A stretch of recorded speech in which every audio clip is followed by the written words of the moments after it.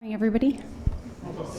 The time is 9:03 a.m. and we will call this meeting of the Texas Appraiser Licensing and Certification Board to order. Today is Friday, February 25th, 2022, and we welcome everyone in from the cold. Mr. McAnally will lead us in the pledges.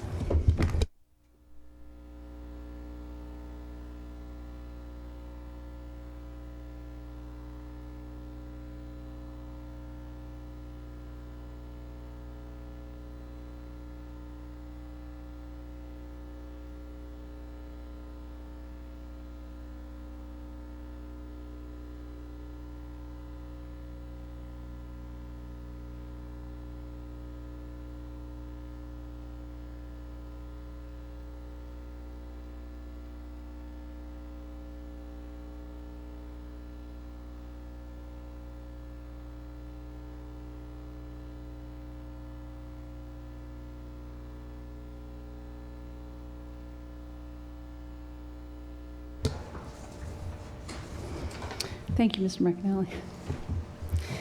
We will now have roll call. Present. Present. Present. Present. Present. Present. Present.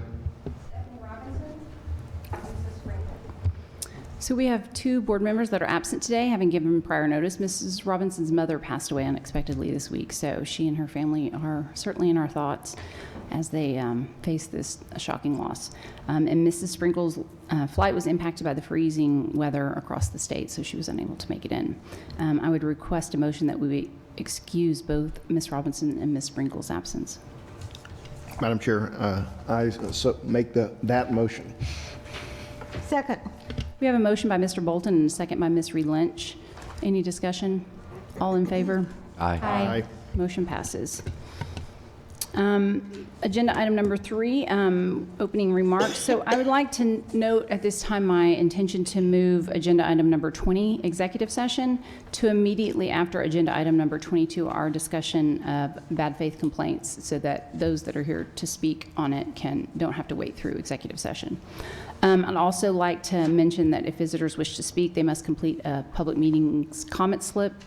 It's right outside the front door, and you can give it to the desk over here on my left. And to note, for those of you wishing to receive CE credit for attending today's meeting, you must be present to receive up to 4 hours of CE credit for attendance. You must attend the entire meeting and provide photo identification, and you must check in and sign the attendance roster at the desk that's just outside the meeting room that you all passed when you came in. I have asked Ms. Escalante Castillo to open the meeting with our mission moment. Good morning, everyone. I first learned about the opportunity of joining the Texas Appraiser Licensing and Certification Board from a colleague back in the fall of 2020. I must admit that at the time, I was a little skeptical and was not sure that I'd be the right person for the position. I'm not an appraiser, but my current role as a commercial banker requires me to work with appraisals on an ongoing basis. I have worked in the banking industry for over 17 years and have served on several nonprofit boards. After doing some research on the agency and visiting with the governor's office, I quickly developed an interest in serving on this board. As a commercial banker, I strive to provide the best service to my customers, always demonstrating ethical standards. I am a firm believer in giving back and investing time in my community. I decided to join this board because my values are in line with its mission. My guiding principle is, do what's right even when no one is watching. It is our duty to help protect the public's interests and do so with transparency. I was appointed to the board during February 2021. I'm still in a learning process, but I'm very excited to be here and honored to be representing the Rio Grande Valley. I want to thank all the board members, along with the staff, for helping make this a smooth transition for me. Thank you, Madam Chair. Thank you so much for that.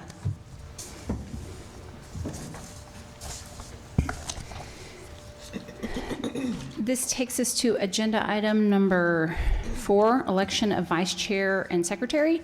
So at our November meeting, Ms. Robinson nominated Mrs. Reed Lynch for vice chair, and that nomination still stands. There were no nominations for secretary, but we can consider any nominations from the floor today, so I will open discussion. I nominate Chance Bolton for secretary of the board.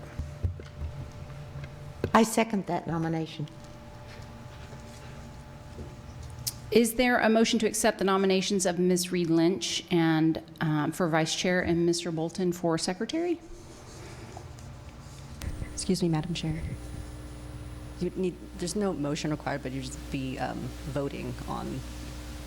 I'm sorry? Voting on the nomination. Right. Okay. We have a nomination by, do I need to do them separately? No, okay. We have a nomination for Ms. Reed Lynch for vice chair and Mr. Bolton for secretary. Do we have any further discussion? All those in favor? Aye. Aye. Anyone opposed? Does that work? Yes, Madam Chair. Thank you. Thank you. Thank you. I appreciate both of you agreeing to serve, to continue to serve in these roles. Agenda item number 5 are appointments to our committees. And so after consultation with my board members, we do have just a few changes. The Budget and Finance Committee will include Ms. Escalante Castillo, Mr. McAnally, and Ms. Robinson serving as chair. The Education and Licensing Committee will be comprised of Ms. Sprinkle, Ms. Robinson, and Mr. Castro continuing to serve as chair. The Enforcement Committee will be Mr. Black, Mr. Castro, and Mr. Bolton serving as chair. A lot of exploration happens at the committee level, and so to bring items and discuss items before they come before the full board. So we appreciate all of you volunteering your time to serve on these various committees.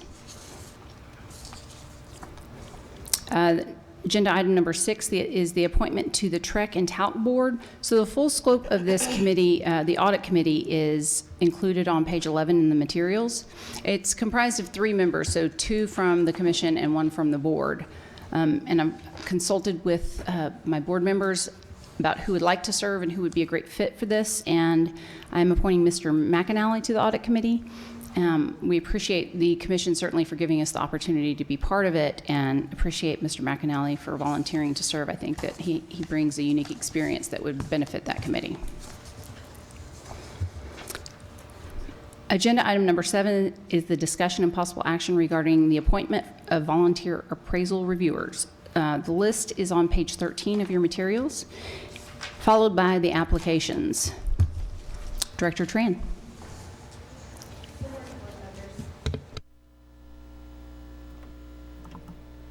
Can you hear me? Okay. Staff recommends that the board appoint all applicants listed 1 through 9.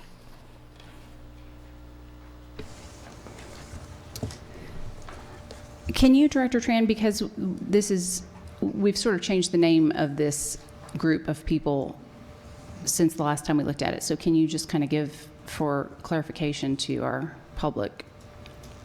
Yes. Can everyone? Okay, it's on. So the voluntary appraiser reviewer program used to be the PIC program, the Peer Investigative Committee.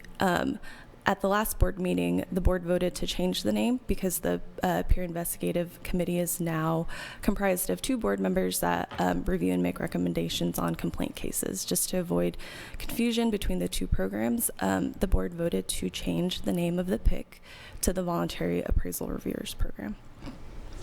Very good, thank you. I will note that there are some new names on there, so I certainly appreciate the outreach that we did to get some new faces and names on there, and appreciate the people that put their names in to volunteer for this. Madam Chair, I move that the board appoint the 9 names in the list presented to serve as volunteer appraisal reviewers for the period of 2 years. Second. We have a motion by Mrs. Reed Lynch and a second by Mr. Black. Any further discussion? All in favor? Aye. Aye. Aye. Anyone opposed? Motion passes.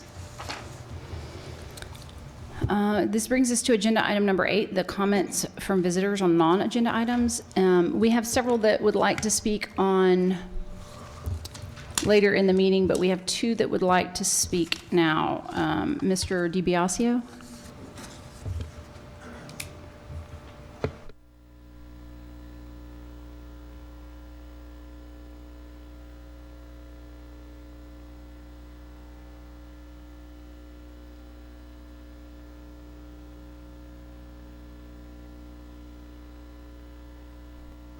With you all this morning. It's good to see everybody once again in the flesh, in 3D instead of in 2D. So that's good, and it's good to see the new members on the board, Mr. McAnally and Ms. Escalante Castillo. So welcome. I'm a face that you'll see from time to time from the Appraisal Institute. So I did want to come down today, and there's really 2 issues that I wanted to address once again with the board, and I think that you've heard me talk about these issues previously. The first is PREA, the practical applications of real estate appraisal, which of course is something that the AQB approved as of January 1st of 2021. There have been, I think so far, 7 concept documents that have been submitted to the AQB for review, and several of those programs are now in active development. And from what we understand, there may be at least 1 or more that are available in the marketplace before the end of this year. From our perspective, the Appraisal Institute, we are in the process of developing a PREA program. Ours won't necessarily be available probably until sometime next year. And I know that this board has reacted very favorably so far to the concept of PREA. And, you know, I think the statutes, the way that they're written, do seem to indicate that PREA would be acceptable as an alternative to satisfying the experience requirements, just by virtue of being part of the criteria, just as the supervisor trainee model is as well. So I think, you know, all indications that I have gotten from this board so far is that, you know, when programs become available, that they will be approved for use. There's one thing that I did want to point out to the board, which is that there are, you know, probably going to be programs that are available towards the end of this year. And if you have rules that you need to put in place surrounding PREA, now really is the time to get that process started so that there is not a gap between the time that those programs are available to aspiring appraisers here in Texas and the time that the rules are in place to allow those folks to be able to utilize those programs. You know, as you all know, the rulemaking process can be a long and drawn-out process, 6, 9, maybe 12 months. And we just don't want to have that gap between the time that those programs become available and when they can actually be utilized here in Texas. And having worked on this issue now in 20 some odd other states, and there are 29 states so far that have indicated to one degree or another that they will accept PREA to satisfy the requirements. You know, it doesn't, I don't think, have to be a very complicated rulemaking process. What we have seen in other states, quite frankly, is something as simple as saying, if an aspiring appraiser, keeping in mind that you don't have to be a trainee to go through a PREA program, if an aspiring appraiser shows up here at the TALC board having satisfied all of the other requirements, that would be acceptable to satisfy the experience requirement and then authorize them to sit for the examination. And it does really have to be in that order now. You have to have all of your education completed, go through a PREA program, and then be authorized or sit for the licensed or certified residential exam. So I just wanted to sort of encourage the board as best I can to get that rulemaking process underway as soon as you can, so that when those programs become available, they're ready for use on day one here in Texas. I call it day one regulatory certainty, and that's what I've been telling other regulators around the country, is that, you know, we just need to have that certainty on day one when those programs are available. So that's the first issue on PREA. And now, keeping in mind that all of this related to PREA may change dramatically if there are changes that are made as a result of either the CLEAR report that was made to the appraisal subcommittee, the PAVE report, which we hear is coming out probably next week or the week after, and most recently, Congresswoman Maxine Waters has indicated that she is drafting comprehensive legislation related to appraisal issues, and will be proposing significant changes to the profession. Now, that's Congress. We know that certainly that's not going to happen overnight, and that could take some time. But, you know, if you haven't yet read the CLEAR report, I would strongly encourage you to do so, only because there are a laundry list of, I don't know, 25 different recommendations there. Some of them are really good recommendations. Some of them are a little bit more intense and a little bit more complicated. But I would say that some of those recommendations probably are going to come to fruition. Not the least of which, and this really is just my personal opinion at this point, are changes to the licensed residential appraiser category. They will, I think, eliminate the experience requirement for licensed residential and eliminate the trainee category entirely. In other words, complete your education, get your experience either through the supervisor trainee model or through PREA, pass the exam, and now you're a credentialed licensed residential appraiser and can go to work doing actual revenue producing appraisals. Somewhat different than the supervisor trainee model, where that person, the trainee, is really a liability to the supervisor. Now they have that credential, they actually can become an asset to that appraiser that they are working for. I'm of the opinion that somebody that becomes a licensed residential appraiser through that path shouldn't be able to hang out a shingle on day one and become an independent fee appraiser, but rather should have to work under within an appraisal firm, within an AMC, within a bank, some other type of situation where they're working for somebody else for a period of time, much like in the attorney model. You know, you go through law school, you pass the bar exam, and you're an attorney. You go to work. In most cases, you don't go and open your own firm on day one. You know, you go in-house general counsel or in-house counsel for a company or firm. You become an associate within a law firm or some other type of way of building experience before you either make partner or open your own firm or otherwise move up in the profession. I think that's what we're looking at here now with the licensed residential category. That's the on-ramp into the profession. And it's being done not only to stop the decline in the number of appraisers, but also to make the profession more attractive to African Americans, Asian Americans, Latin Americans, so on and so forth, who are right now very underrepresented in the profession. I'm sure you've all seen the statistics that the appraisal profession is 98% white and 80% male. And, you know, we need to make the profession, I think, look more demographically like America.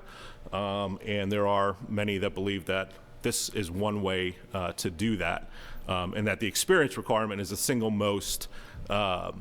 single highest barrier to entry into the profession, and that we need to do something to change that. So, you know, PREA right now, we're moving forward as if it's the status quo, keeping in mind that there may be some significant changes moving forward. Similarly, another topic that I just want to touch base with the board again is on the bias and discrimination issue. This is an issue that is still very forefront of the discussion and debate. Again, Maxine Waters issued a press release earlier this week indicating that she was very interested in writing legislation on this topic. And one of the things that I'm almost certain is going to be recommended or in a piece of legislation that she drafts, and that was also in the CLEAR report and likely will be in the PAVE report, is the concept of mandatory continuing education for appraisers on valuation bias and appraisal bias and discrimination related matters.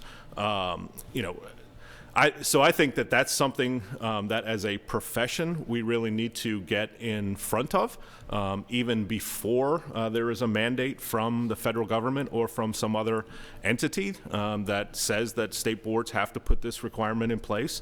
And there have been 4 states, soon to be 5, that have done that so far to one degree or another.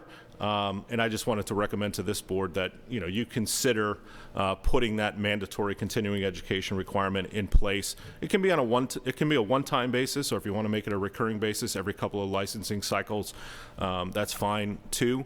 But just please consider putting that requirement in place so that all appraisers have some minimal level of understanding of the concepts related to unintentional and unconscious bias. Nobody here is saying that appraisers are discriminatory or that appraisers are racist.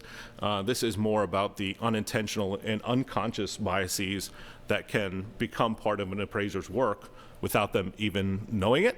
And appraisers need to be in a position where they can interrupt those unconscious thoughts prior to them actually becoming and manifesting themselves as part of the appraiser's work. So, something like a 5-hour requirement or a 7-hour requirement, I think would be sufficient. There's been 2, there's been 7, and there's a couple that are in the middle. So just wanted to reiterate that to the board. I know I had made some comments during a couple of the virtual meetings to that effect, but just did want to say that again to the board. I think it's something that it's very, very important for the profession to show a good faith effort to address some of these important issues that have become part of the social justice agenda just as much as police reform and voting rights are. I can tell you that this is right up there on the same level amongst policymakers in Washington, D.C. and around the country. So I think we do need to address it head on, and mandatory continuing education really is one way to do that. So I appreciate the opportunity to be here with you all this morning. I would be more than happy to try to answer any questions of the board members or of staff. So I appreciate it. Mm-hmm.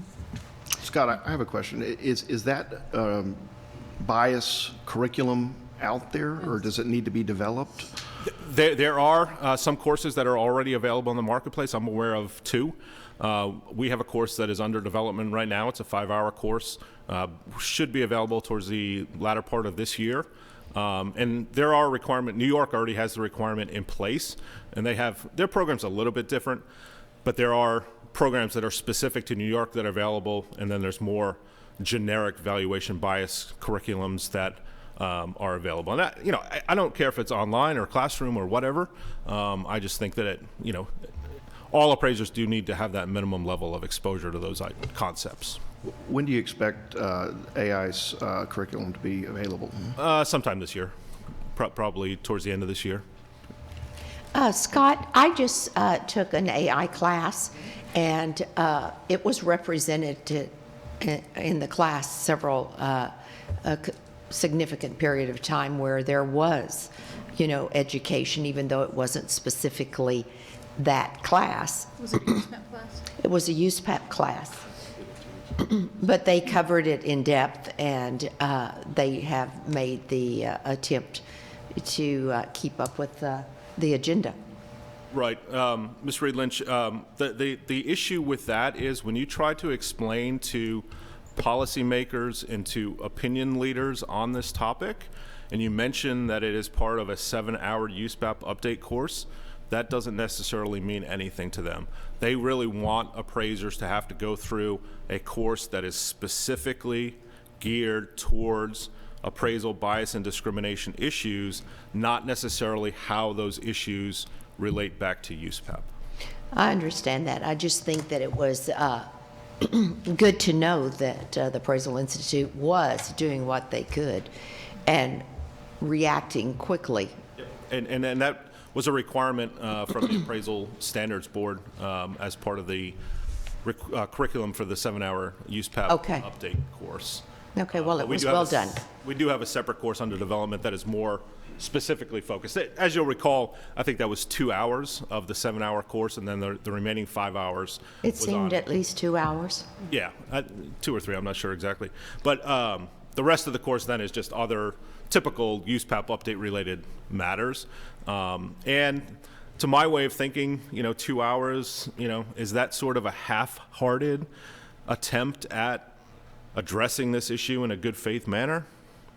I don't know. I'm of the opinion, and I think that public opinion leaders want appraisers to do a little bit more as it relates to this very, very sensitive and important issue. It's a beginning. Yes, thank you.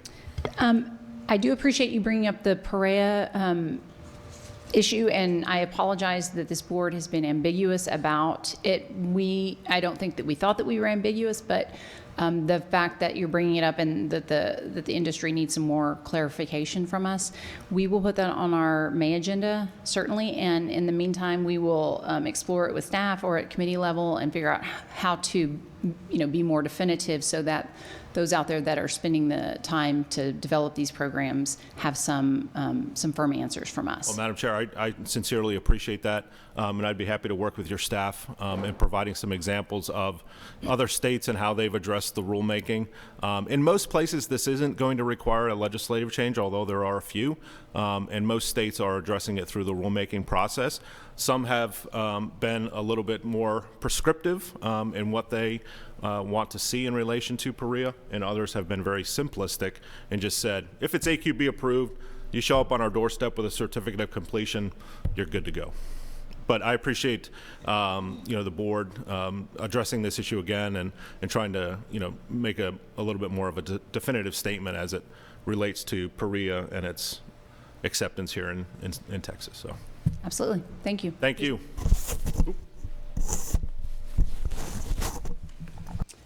We also have a request from a familiar face, Mr. Troy Bullier.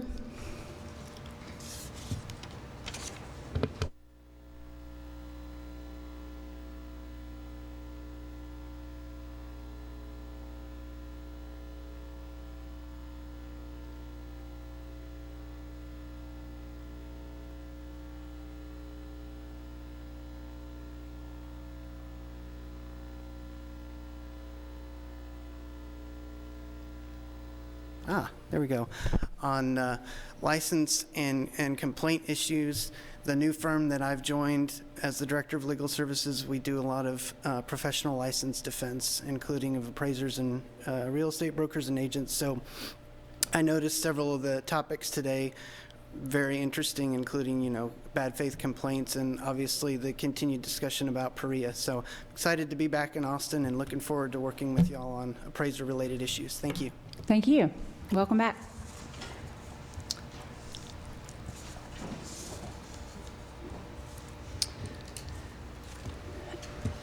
That takes us to, the other requests are all for agenda item number 22, so I don't think we have any other people speaking on general topics. That takes us to agenda item number 9, the ratification of the official record of the November 4th, 2021 and November 5th, 2021 board meetings as approved for posting on the website by the Secretary of the Board that can be found starting on page 39 of your materials.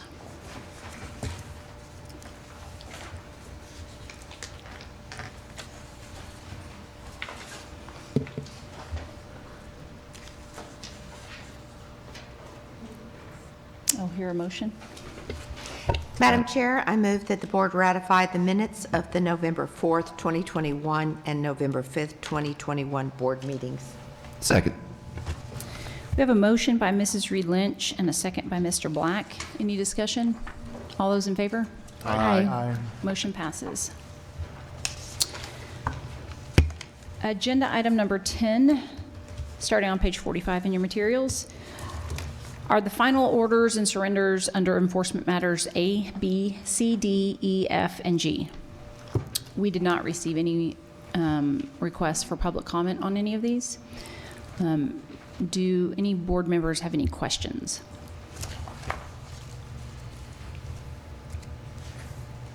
No action is required from the board on this agenda item.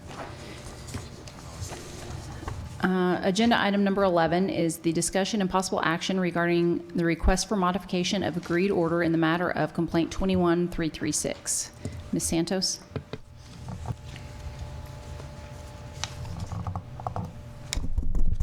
Can everybody hear me? Okay. Good morning, Madam Chair, board members. Kathleen Santos, General Counsel for the record. On item number 11, discussion and possible action regarding a request for modification of an agreed order in the matter of complaint number 21-336 UNDAWS. Before you is a request by the respondent to modify an agreed final order.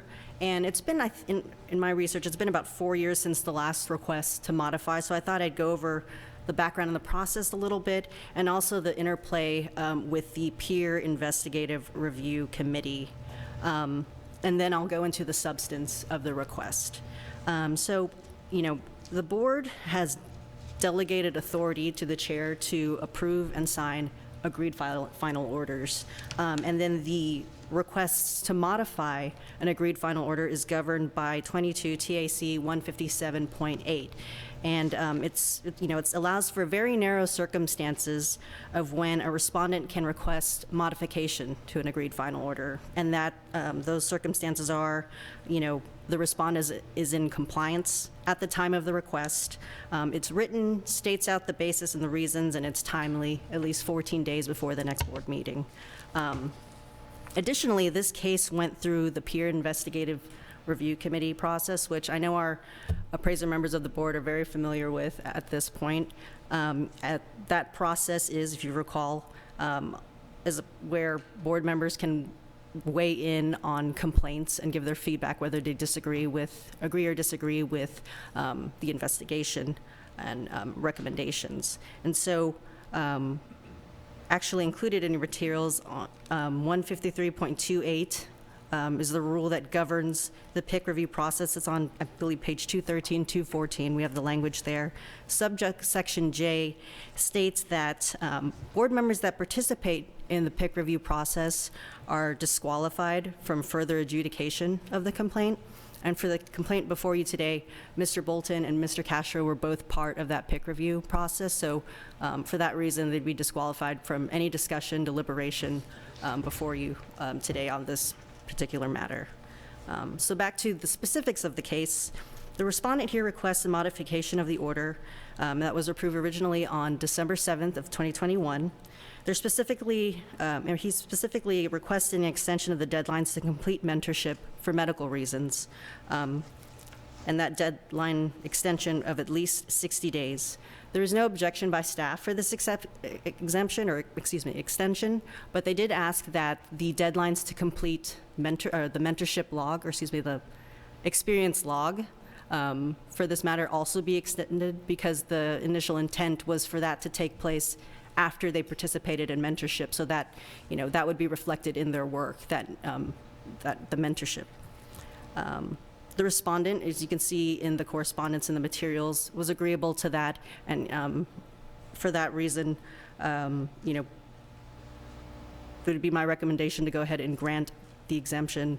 And just looking at the deadlines here, if the deadlines to complete the mentorship hours and the corresponding experience log hours are all pushed forth 63 days, that would have the deadlines, end squarely on a Monday, Friday, Monday, same sort of deadline that he was originally given for submitting that. It does require a motion by the board to approve this, so, if you were to move to grant the extension of the deadlines to complete mentorship and the experience log as presented, that would be sufficient. And I'm available for any questions you may have. I'll make a motion that the board grant respondents' request to modify and extend the deadlines to what you've suggested. I second. We have a motion by Ms. Reed Lynch and a second by Ms. Escalante Castillo. Any further discussion? All those in favor? Aye. Aye. Anyone opposed? The motion passes. Thank you, Ms. Santos. That takes us to agenda item number 12, report by the Education and Licensing Committee. Mr. Castro. This report's included in our materials on page 121. Is there anything that you would like to highlight for us? Not at this time, Madam Chair. I take the report as is, and there'll be further discussion on some of the items later in this board meeting. So I take it as it stands. Thank you.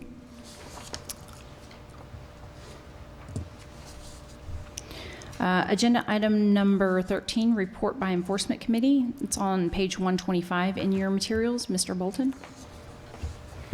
I think the report stands alone. We'll be talking later today about bad faith complaints. Is something that we've been working on in the committee, and look forward to that discussion. Thank you, Mr. Bolton. Agenda item number 14 is the report by the Executive Committee, and that can be found on page 129 in your materials. There are two things I wanted to highlight from our Executive Committee. One is that staff recommended that we no longer utilize the board's TALCB processing dates webpage because we now have the more efficient and accurate application tracker tool.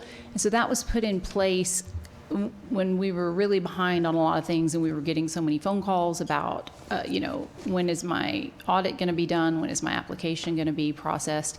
And so we put those dates on there to give people some guidance to know about when they should be looking for those things to come back to us. Now that we have streamlined those processes and we have this application tracker, that shouldn't be necessary. We did ask staff to make sure that there was something pointing, if somebody was used to kind of looking at that page, that they would now be pointed to where they can go to find that information elsewhere, so that there's no confusion. But we took staff's recommendation and agreed to that. But that was something that I believe the board had asked to be implemented a while back as a way for us to be more accountable to our deadlines. The other thing is that 30 of the roughly 170 AMCs didn't file their national registry. So the ASC requires the AMCs to register on the national registry, but it's up to us at the states to enforce it. It was a new program in the last couple of years, and there was a lot of confusion about it. And so there were a lot of AMCs that missed the deadline, and we've been very forgiving about it. But at this point, after 2 years, it's taking a lot of staff resources to follow up, make phone calls, reach out to try and get these people to file on time. We haven't assessed any fines for not filing on time because it was such a new program and there was confusion. But at this point, it's becoming a drain on staff resources. And so we are now, I believe the language says we may institute fines, and now we will be instituting fines. So we wanted to say that publicly. We will also be reaching out to the AMCs to make sure that they're aware that this is going to start happening. It's just sort of the grace period is over for that. So we wanted to make sure that that was noted publicly and that we know why that was happening.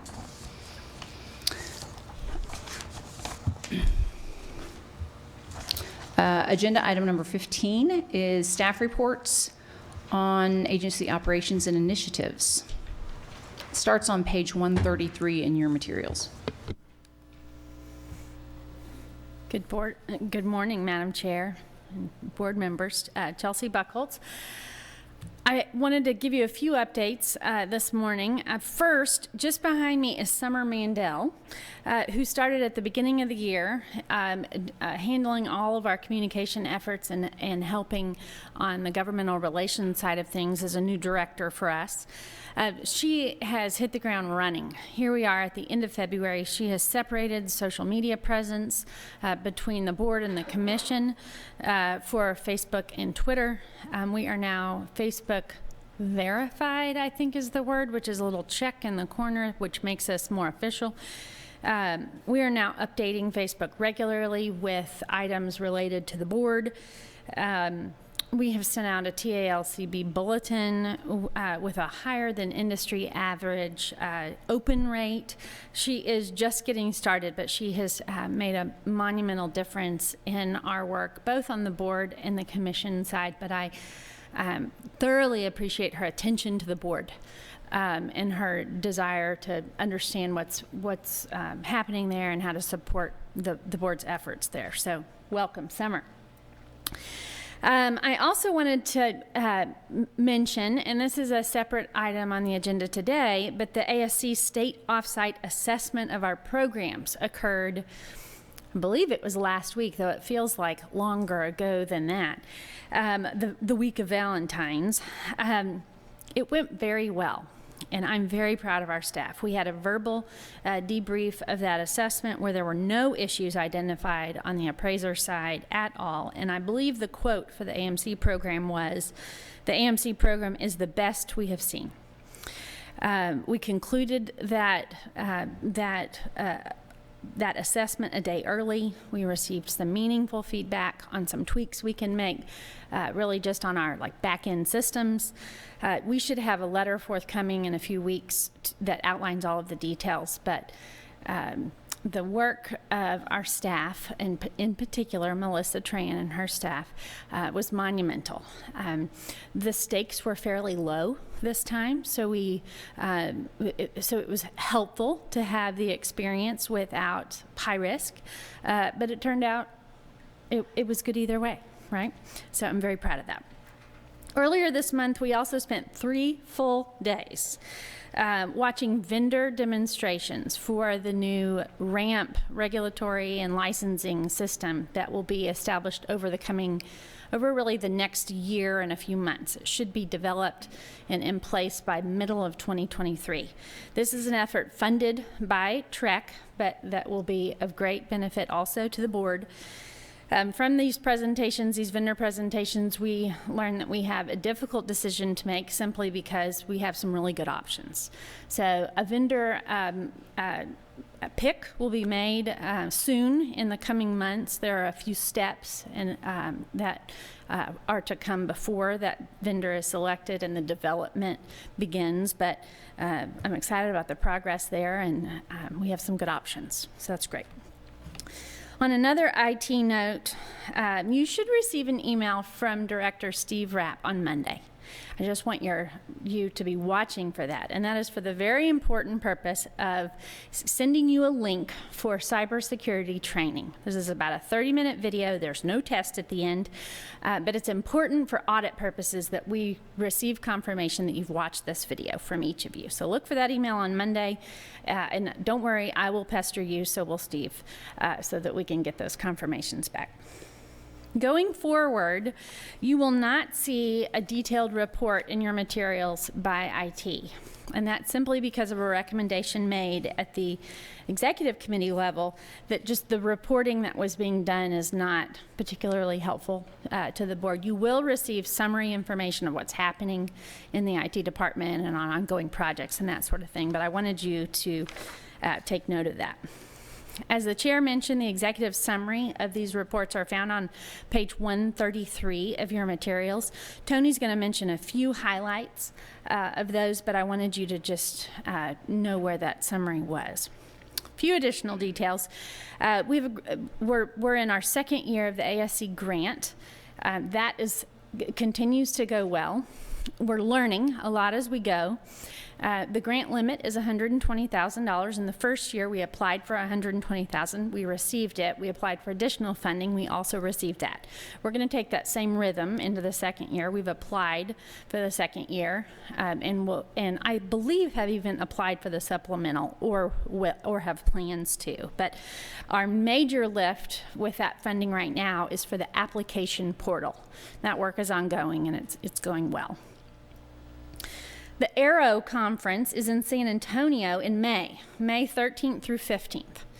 I wanted you to take note of that for your calendar in case that's something that you'd like to attend. We have had board participation in the past. The chair has gone to the last several conferences. If you're interested in going to that, please coordinate that with Dion over about the next month or so. Once we begin doing those registrations, I'll send you an email and pester you again, but I wanted you to know of that opportunity. San Antonio is close, so it's a good way to attend that. I have been starting all of my reports with a return to the office update. I thought I would end it with a report on that this time. We, of course, have been making plans to return to the office for the last 2 years. Omicron is our most recent barrier. We made plans to return in September and then later in December and then bumped it a few weeks into January. I am proud to say that we returned on Tuesday. Tuesday because it was President's Day on Monday. So I believe that that is going well. We have a rhythm of about some office time, some home time, so that our presence in the office is known, but it is less than it was before the pandemic. We will assess that system in time to determine whether or not we have that balance right. I'll tell you that the world is forever changed, as you know. There are many agencies and corporations that will never return to the offices that they were in.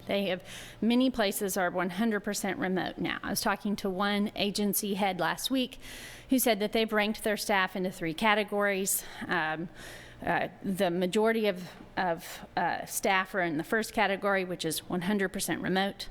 The next category is people who need to come in as needed, and then the third category is a much smaller group, and they're in the office to do things like what we need people in the office for, open the mail, process the money. So that is the only agency I've heard of doing that, but I'm watching that closely because we also are in a time period where it's very hard to hire. And so it may be that we need to revisit our policies around remote work based on that. I also think that it's important to identify staff who have proven themselves by coming to the office. Maybe we reward them with a greater amount of time at home should they wish to do that. So we are, maybe over the next year or so, as we fall into some rhythms and assess our current schedule, we will, I'm not interested in making any changes right now. I think we're tired of change. But once we get on the other side of that, we will keep examining and assessing our need to tweak that for purposes of just hiring good people and rewarding those who are here. With that, I'm happy to answer any questions. Commissioner, did we have any loss of staff with the return to office? Nobody that I know of, either on the Trek side or the board side. We are handling accommodations as needed. So if there is someone who is particularly wary of returning to the office and they have a need that's documented, we can address that. But that's an interesting question. I have not expressly heard that. There may be one or two, but it's not a across-the-board issue. Right. Good to know. We did just start Tuesday, though. Yeah. I thank you. I think you've been very flexible and very attentive to everyone's needs. And I agree with the reward. That said, Yeah, thank makes you. sense. Thank you. Thank you. Tony?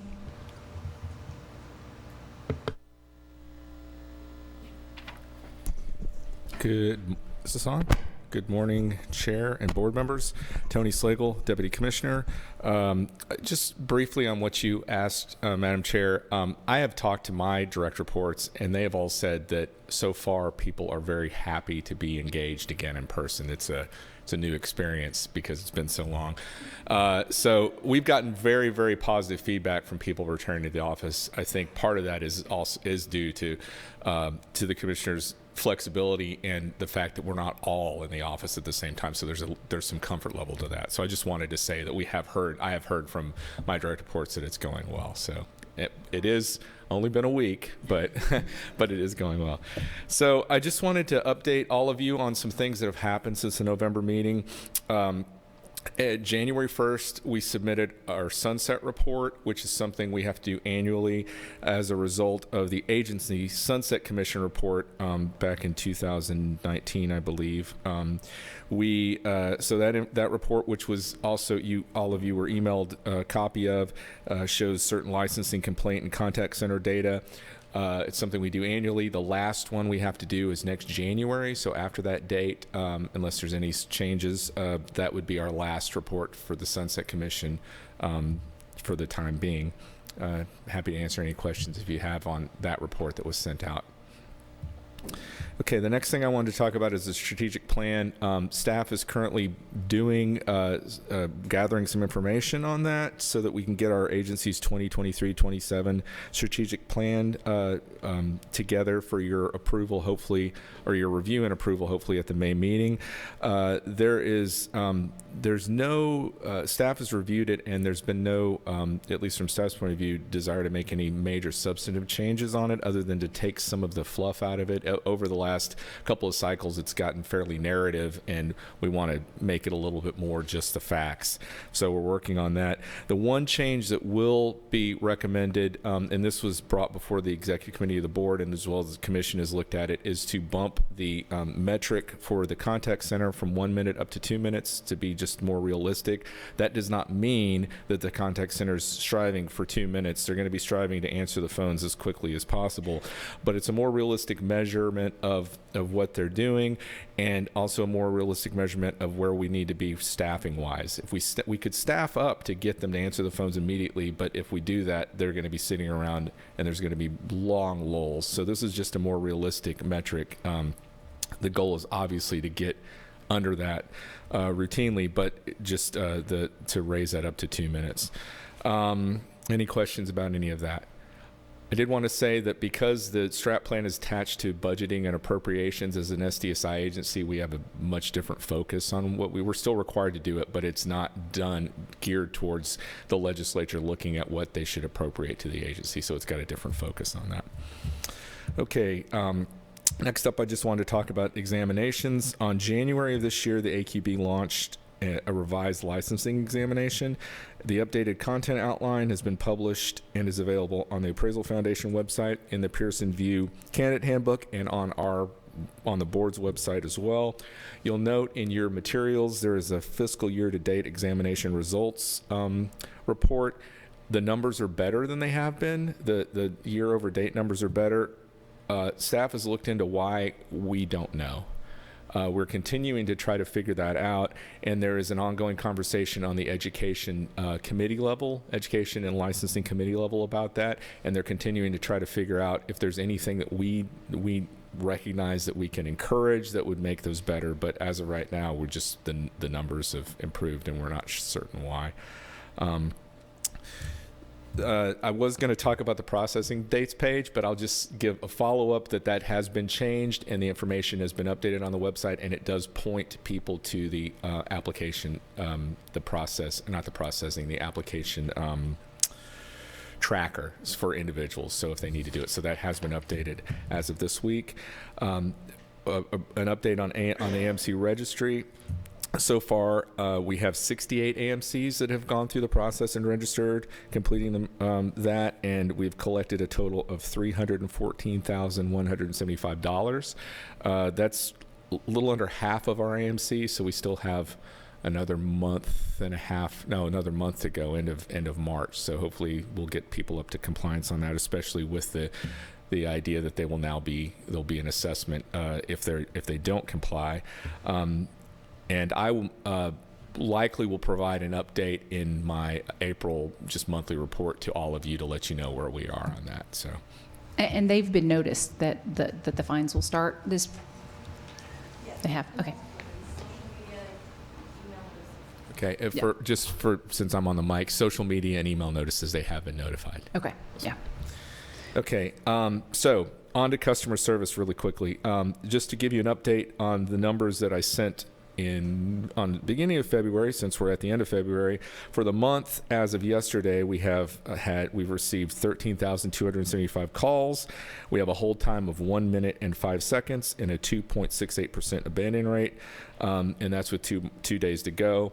One of the things I did mention in that February email was that we were looking pretty good staff-wise. I unfortunately have to inform you that we have lost a person on the contact center, so we're down a person. Robert's posted for those positions, as well as two additional.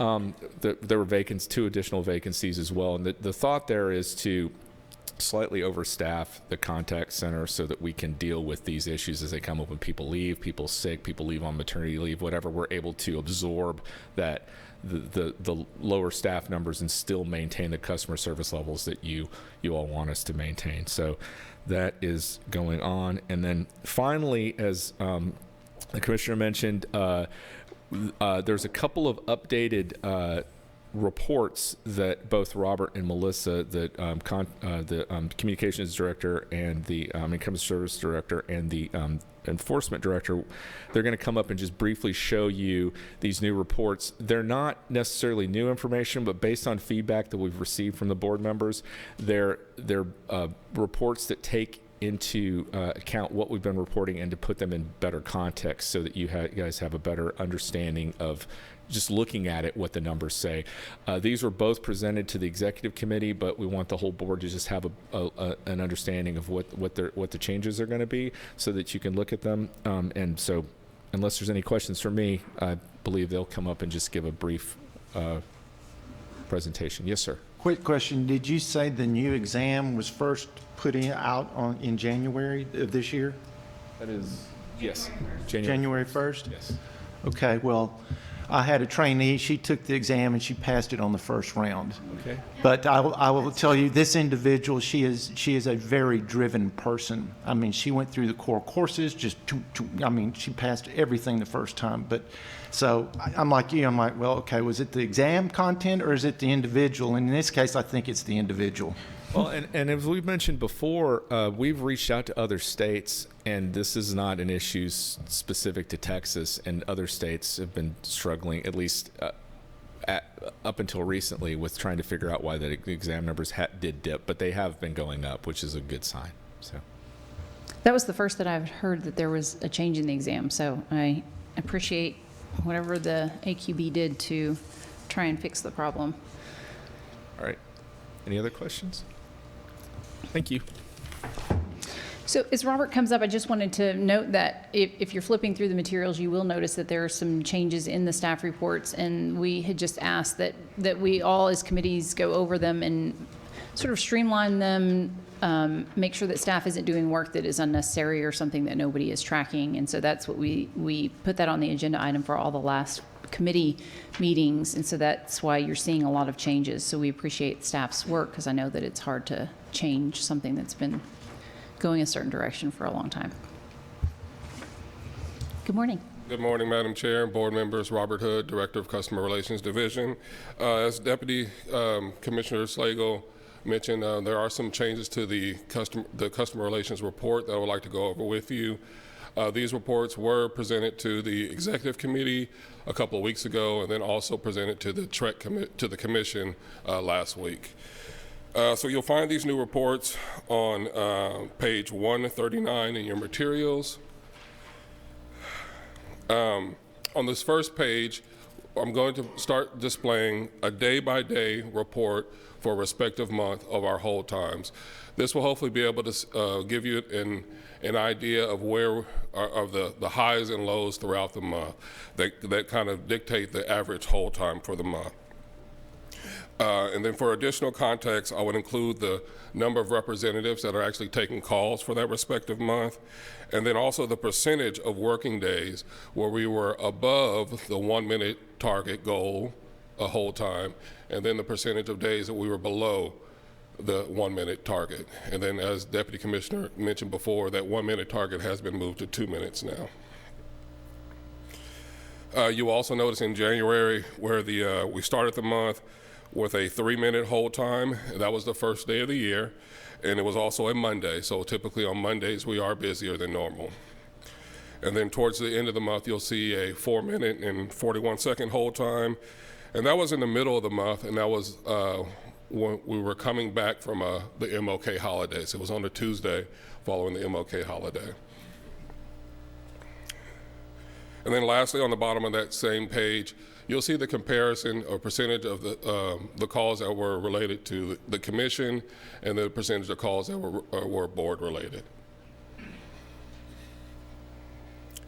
On the next page, 140, you will find the customer satisfaction survey results. This is the same report as you currently receive. There has been no changes to this report.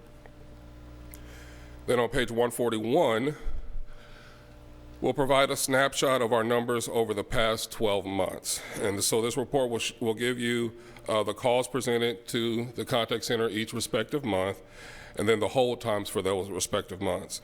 Then also I would include an indicator of our comparison to the 1 minute or now the 2 minute hold time target goal.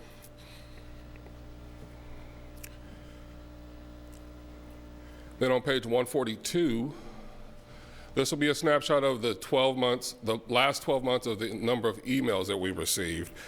So we will, for each respective month, I'll show you the number of emails that we received, then the number of emails that were processed within 1 business day, and then also the percentage of those emails that were processed within the 1 business day. And you will notice this past January, we processed 100% of our emails within 1 business day. Finally, on page 143, I'll provide to you a fiscal year comparison. This is the last 5 fiscal years. And this will show you the average number of calls we received each month for that year, and then the average hold time for each month for that year. And then I'll also include the 1 minute or now the 2 minute target goal for our hold time. So this will conclude my proposal for the new division reports. I'll be happy to answer any questions you may have. Robert, I've got a quick question here. This is more just out of curiosity, since we're in this changing times going on right now, whether we're in the office or from home. Are the individuals that are taking the calls, are they physically going into the office or here, or they're working at home? I'm just kind of curious how that all works. Starting this week, it's a little bit of a combination of both. At the most, I have staff in the office 2 days a week. They're staggered throughout, every day, but each individual has at least 2 days in the office. Prior to this, was there a call center, or that you'd go into physically, or how did it operate, or prior to, now that we're in the post-COVID, prior to that, how did it work as opposed to now? And once again, just curiosity. Prior to COVID, we do have cubicles set up where all our staff were located, so it was kind of a call center.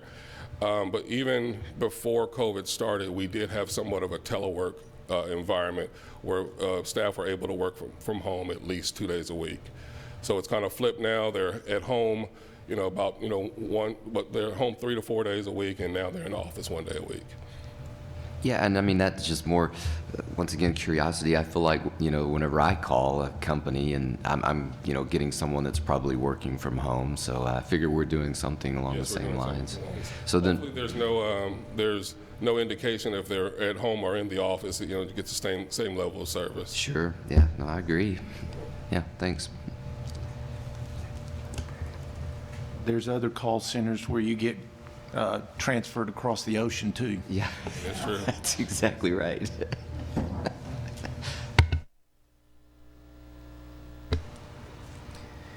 Okay. Any other questions? Do all of the commission licenses expire at the end of the month as well?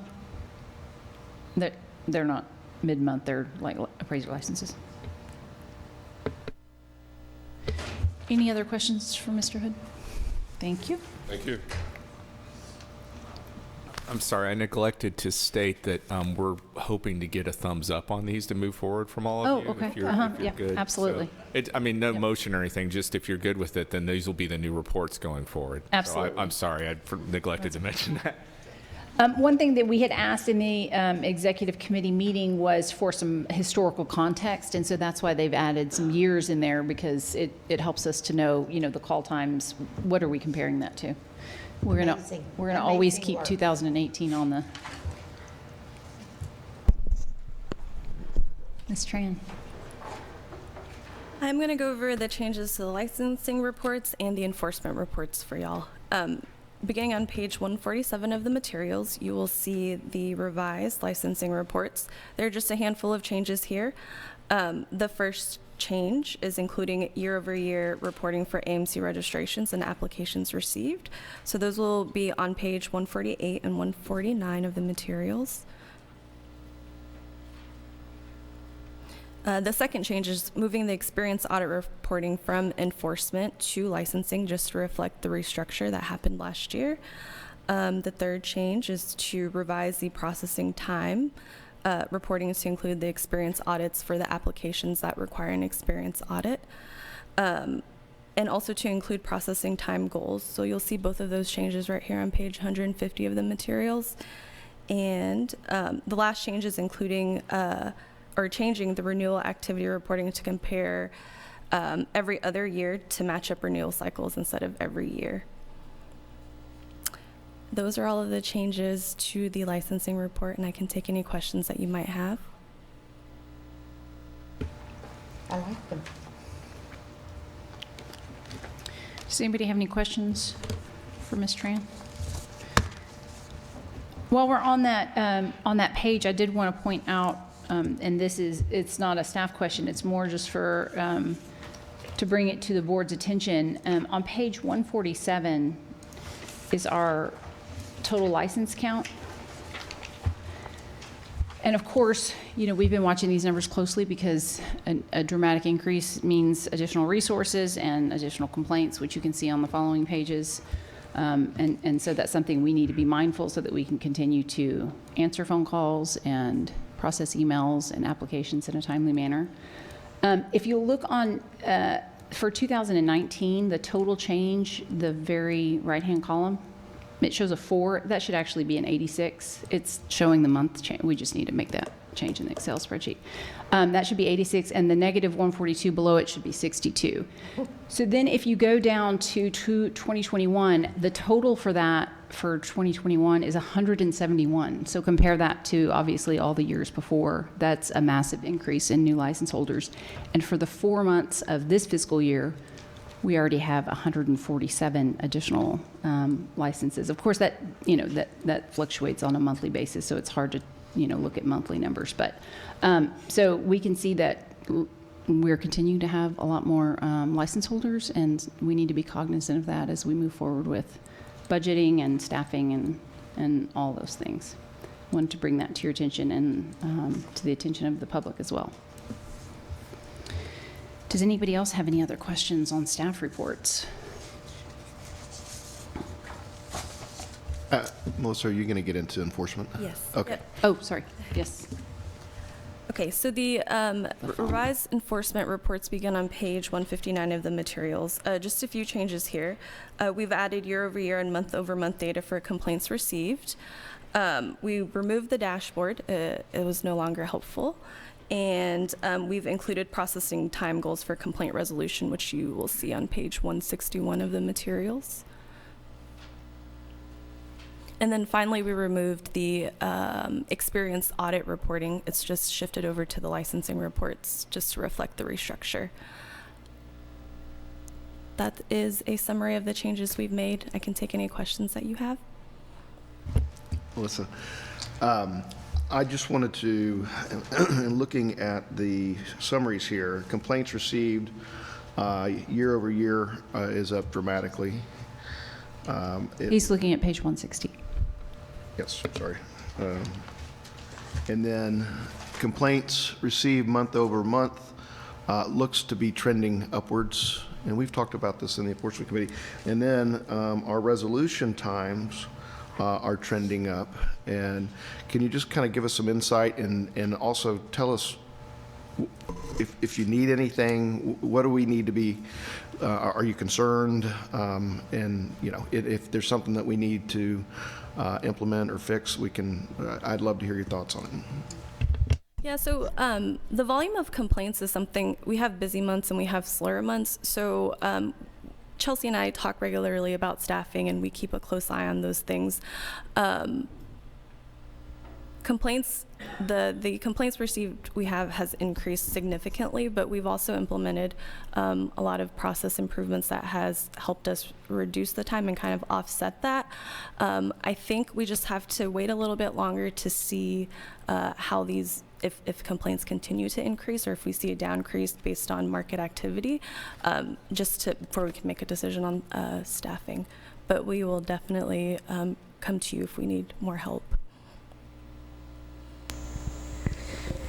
That's one of the ways in which we expect to continue to use the ASC grant opportunities there is in potentially increasing our staff to accommodate needs. It seems like there's an open door to that at the ASC. So are you, I realize we do have had a very hot market, and so there's more activity, which ultimately leads to complaints. Would you attribute the increase to that, or is it because of the FHA is now referring complaints, or is it all of that? I think it's all of that. Yep. I think it's all of that. I don't foresee the Fannie Mae complaints going away anytime soon, but I think if the market changes, that's going to reduce our numbers or increase them, I guess, depending on how that goes. Okay, thanks. Mr. Bolton, we might, at the enforcement committee level, talk about a contingency plan. It's extremely difficult to be nimble with state resources.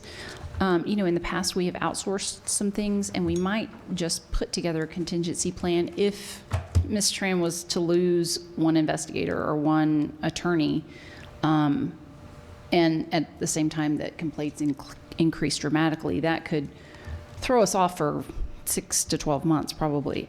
So maybe we put together some sort of contingency plan, look in our budget if we can do that somewhere, so that if we did have to do something on, more quickly than we could do as far as hiring, that we have the ability, that we give Ms. Tran the tools to do that. Well, it may be something, and we certainly can talk about that in committee, but, in the past, when we've had a large caseload, we employed, outside contractors to help with that. And so we might revisit that, and where we can implement that fast, even if you're increasing the staff, and that takes time, but we have people in place that we can offload some of that work in the meantime. Mm-hmm. Yeah, I think identifying where the funds would come to do that, and also the people that would do that for us, so that it's not putting out an RFQ or whatever it's called, and that we already have those people in a bank to do it. Okay. We've had them before in a bank. Do we have to reassess that? Yeah, I think that's something that we want them to explore. I don't know if that list from earlier would, so we need to look at our rules and figure out. Right. In fact, Mr. Boyer implemented that in certain situations in the past, and so I think we can revisit that and get a list, perhaps, that our go-to list. We'll do that. We'll make a contingency plan and examine what we've done in the past, and if those contracts are still in place or if they've expired, and just what the process would be, so that we're poised and ready just exactly as you've outlined. Yeah, given the difficulty in hiring at this point, and at the same time we have an uptick in license holders and complaints, I think that would be a good idea. Thank you. Any other questions? Thank you, Ms. Tran. That takes us to agenda item number 16, discussion and possible action to propose amendments to 22 TAC Chapter 157, Subchapter A, General Provisions 157.4, 157.7, 157.8. These start on page 163 of your materials. Ms. Santos? Hello again, board members. Before you, agenda item 16, discussion and possible action to propose amendments to 22 Texas Administrative Code 157, Subchapter A, General Provisions, Section 157.4, Computation of Time, Mailbox Rule, 157.7, Denial of a License, Renewal, or Reinstatement, Adverse Action against a License Holder, and Section 157.8, Order Modification. This item, along with the next following items, is part of the quadrennial rule review that we began back in November, where a series of chapters are opened up. Our rules are reviewed to see whether or not they should still exist, and in the process, we've reviewed our rules and made changes to simplify or clarify when available, and then some additional changes. And so the next several items, I'll be presenting these in manageable bites, I hope. So the proposed amendments before you here, Section 157.4, they account for circumstances when the agency's building is physically closed but is otherwise open for business. The proposed amendments to 157.7 clarify the applicability of the rule to unlicensed activity. 157.7 really lays out the notice afforded a respondent, and I just wanted to clarify that that would apply to someone who was alleged to have committed unlicensed activity as well as a violation of our rules or use PAP. Section 157.8, it's just clarify when a request for modification should be filed, which example of that was earlier. The change just specifies the next scheduled meeting. And again, our staff's recommendations here is to propose these amendments as presented, and I'm happy to address any questions you may have. Does anybody have any questions? Madam Chair, Mr. Bolton. I will move that staff is authorized on behalf of this board to submit amendments to 22 TAC 157.4, 157.7, 157.8 as presented for publication and public comment to the Texas Register, along with any technical or non-substantive changes as required for proposal. I second. We have a motion by Mr. Bolton and a second by Ms. Escalante Castillo. Any further discussion? All those in favor? Aye. Aye. Anyone opposed? The motion passes. Agenda item number 17. Agenda item number 17, discussion and possible action to propose amendments to 22 Texas Administrative Code, Chapter 157, Subchapter B, Contested Case Hearings, Section 157.9 on Notice of Hearing, and 157.10, Right to Counsel, Right to Participate. Again, before you today are part of the quadrennial rule review, and the proposed changes here are to better reflect the current procedures and to simplify and clarify as needed. So more specifically, Section 157.9, again, clarify the procedures for providing notice of hearing, and that's to be more consistent with Section 1103.502, which is our statute that covers notice requirements. And then on 157.10, just a minor clarification change. And so staff's recommendations here is to propose these amendments as presented, and again, happy to address any questions you may have. Does anybody have any questions for Ms. Santos on these two? I will hear a motion. Madam Chair, I move that staff is authorized on behalf of this board to submit amendments to 22 TAC 157.9 and 157.10 as presented for publication and public comment to the Texas Register, along with any technical and non-substantive changes as required for proposal.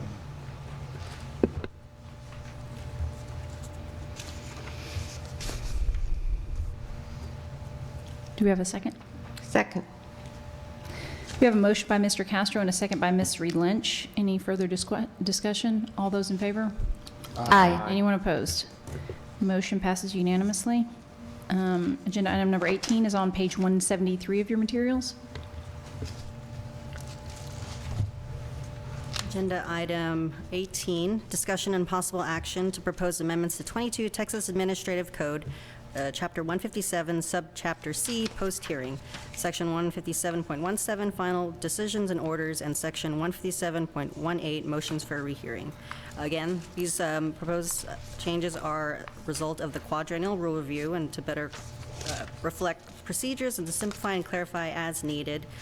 Most specifically on 157.17, this is to align the section more closely with the applicable statute of the government code, and the proposed amendments to 157.18 define the methods in which a motion for rehearing may be filed with the board, and those methods that are are provided, or in the proposal, are consistent with other ways that individuals can file things with the board, such as the petition to initiate rulemaking. Those are the same methods. And also, they are the same methods on the TREC side as well for filing a petition for rehearing. Staff's recommendation here is to propose these amendments as presented, and happy to address any questions. Any questions? Madam Chair, I move that the staff is authorized on behalf of this board to submit amendments to 22 TAC 15717, 15718 as presented for publication and public comment to the Texas Register, along with technical or non-substantive changes as required for proposal. Second. We have a motion by Ms. Reed Lynch and a second by Mr. McAnally. Any further discussion? All those in favor? Aye. Anyone opposed? Motion passes. Agenda item number 19 is on page 181 in your materials. Ms. Santos? We're nearing the end on these quadrennial rules. Agenda item number 19, discussion and possible action to propose amendments to 22 Texas Administrative Code, Chapter 157, Subchapter E, Alternative Dispute Resolution.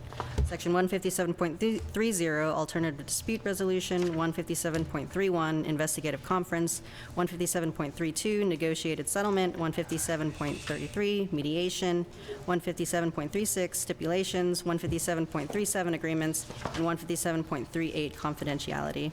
Again, as you are well aware, these are made as a result of TLCB's quadrennial rule review. They better reflect procedures and clarify and simplify as needed. Most specifically, the proposed amendments to sections 157.31 subsection J, 157.33A, and 157.37B all reflect changes to the TLCB division names. In 157.32, again, it provides an additional method for conducting negotiations, adding a video conference. And finally, the proposed amendments for 157.33E clarify the equal splitting of fees between parties attending mediation. Staff's recommendations here is to propose the amendments as presented, and happy to go into address any questions you may have. Any questions?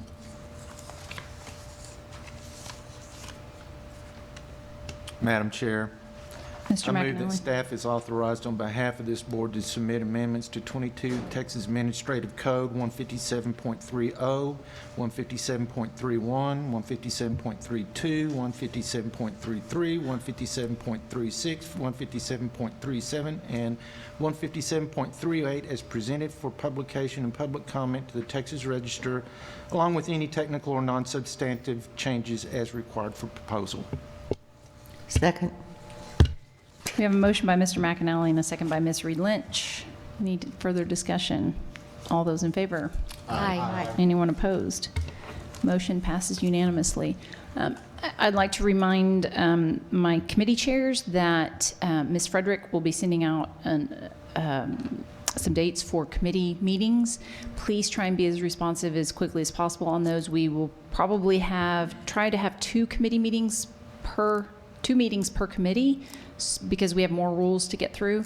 And if we don't need both meetings, we won't use them, but we're going to go ahead and put two on the books just so that we can get through all the materials in the next, before the next board meeting. So just be looking out for her email and make sure that we reply to those as quickly as possible.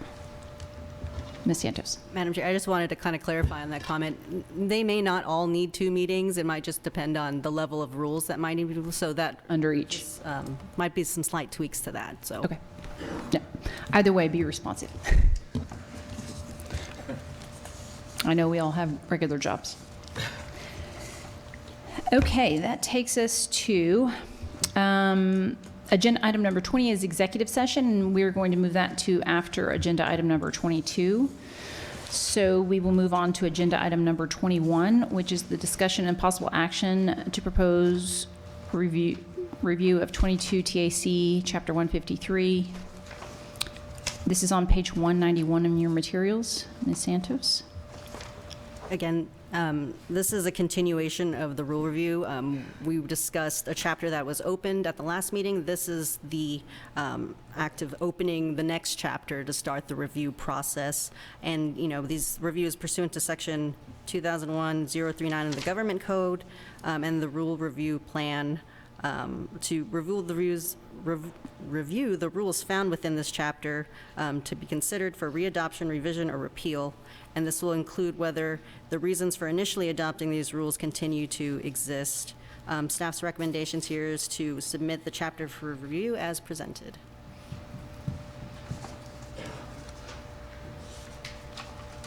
Any questions for Ms. Santos?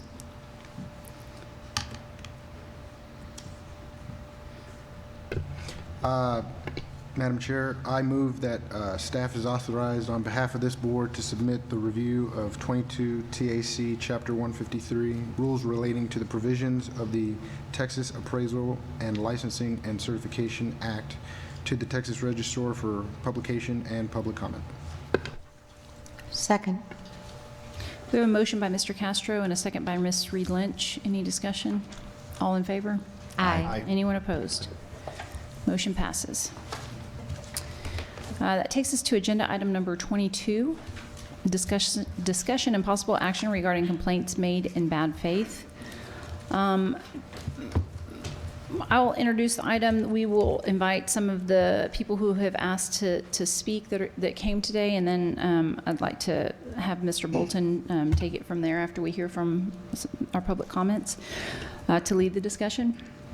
Before I came onto the board, I wasn't aware of the types of complaints that were being filed against appraisers from certain segments of appraisal users, and it opened my eyes to the way that some people use our agency as a form of coercion, and it's draining on staff resources.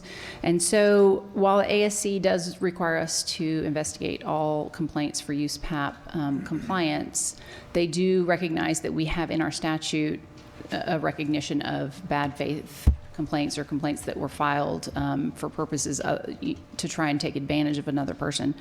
And so I asked Mr. Bolton and the Enforcement Committee to look into this. How can we define bad faith in a way that is true to the statute, that is true to our job in protecting the industry and the interest of the public? And because the 5 appraisers that sit on this board represent certain segments of the appraisal industry, we don't represent all of them.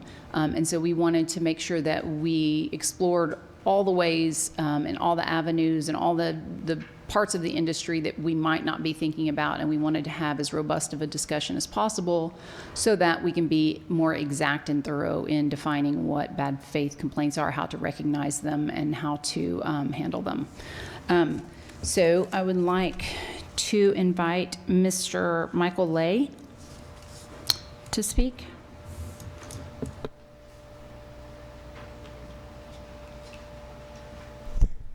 Thank you. Can you hear me? Thank you, Madam Chair, board members. My name is Michael Lay. I've been a state certified appraiser since 2004 here in Austin. I also run a small appraisal management company.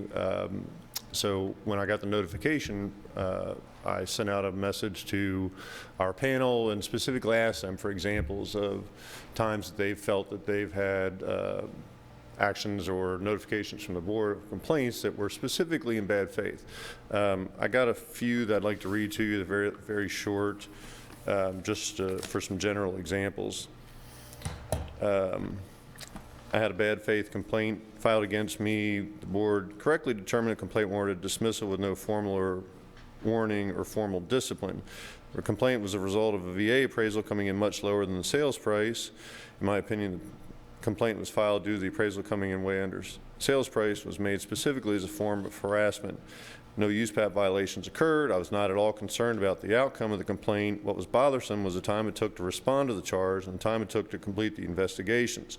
So regardless of whether or not the complainant won or lost, they knew that they had won just by forcing me to have to deal with it in the first place. Another one said, I've never had a single complaint filed until December of 21. I performed an FHA appraisal on a house that was overpriced. The house was a flip.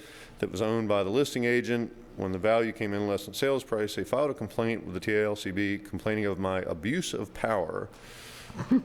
I answered and submitted the complaint and had to get assistance from a lawyer, provided my E&O company. Again, I was never concerned about it specifically, but I had to go through the process, which was time-consuming and stressful. And the last one, the borrower wanted a higher value, so he didn't have to put in his own funds for new construction on his lot. Essentially, the outcome was determined that this is a bad faith complaint. However, I wasted a lot of time having to deal with this in the first place. And this particular person, and I would agree with him, although I don't know the legality of it, suggested that for people that aren't in the business, for specifically AMCs, banks, lending institutions, that perhaps there's some way to discourage angry realtors, homeowners, borrowers by requiring some kind of nominal fee with the complaint that gets refunded if the complaint is found to be valid. And as an appraisal management company and as an appraiser that enjoys this profession very much, I would say that I want to make sure that the board is doing what they're supposed to be doing and making sure that we get education for bad appraisers, get them off the street, make sure they're improving their product. That's part of the public trust, and I want to make sure that we're continuing to do that. But at the same time, as an appraiser and talking to the appraisers I do, a lot of appraisers live in fear of that email or that phone call from TALCB.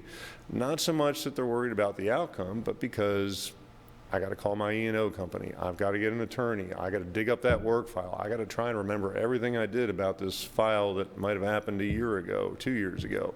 So knowing that the board is looking into it, I think a lot of the appraisers I talk to appreciate that. So again, I don't particularly have a solution, but I do want to just kind of relay that there is a lot out there, and I think that's more of that's happening. I've heard rumors, nothing you can really get in print, but from realtors who say that, well, we know how to do this now, we file a complaint, or we threaten to file a complaint, or we just make the accusation that maybe you came in too low, perhaps I need to talk to somebody. And I've also heard, and we talked about bias a little bit earlier, that's getting to be more popular now. And my concern is that as an appraiser, where do we have to go with this stuff if we're not supposed to be appraising based on the neighborhood or based on the location, which is the basis of some of the lawsuits that have been filed on bias. And at the same time, we also have to make sure that we're doing our best to appease everybody. So it's making more and more work for the appraiser, more liability for the appraiser, and less, it just makes it less advantageous to be an appraiser at this point. And I worry that that has effect on people trying to enter the market. So thank you very much for your time. I appreciate it. Thank you, Mr. Lay. Thank you. Steve Kahane? Kahane. Okay. Pretty good for a first try. Thank you. Yeah, my name's Steve Kahane. Thank you all for the opportunity to speak and for serving on the board. I appreciate what you guys do for such a large segment of the GDP. It's an important role.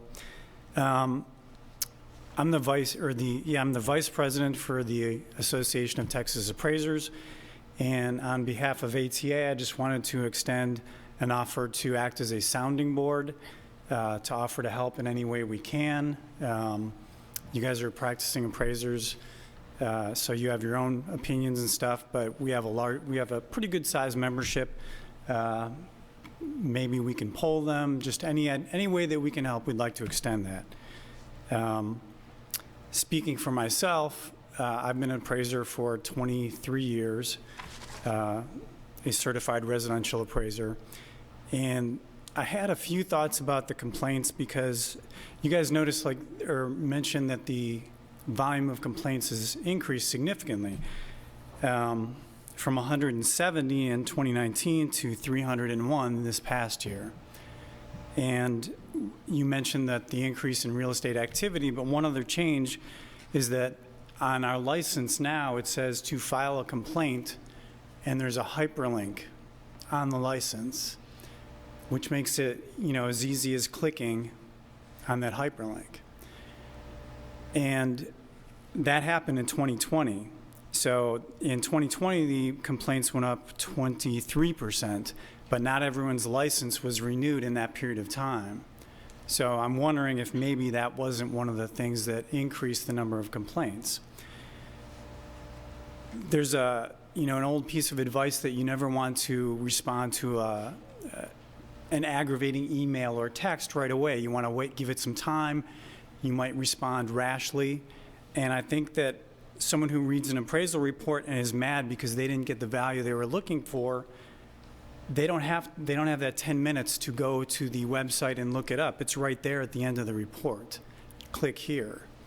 I don't know how that was introduced or why that was introduced, or if that's the reason for the increase in complaints, but I wanted to at least posit that theory, throw it out there.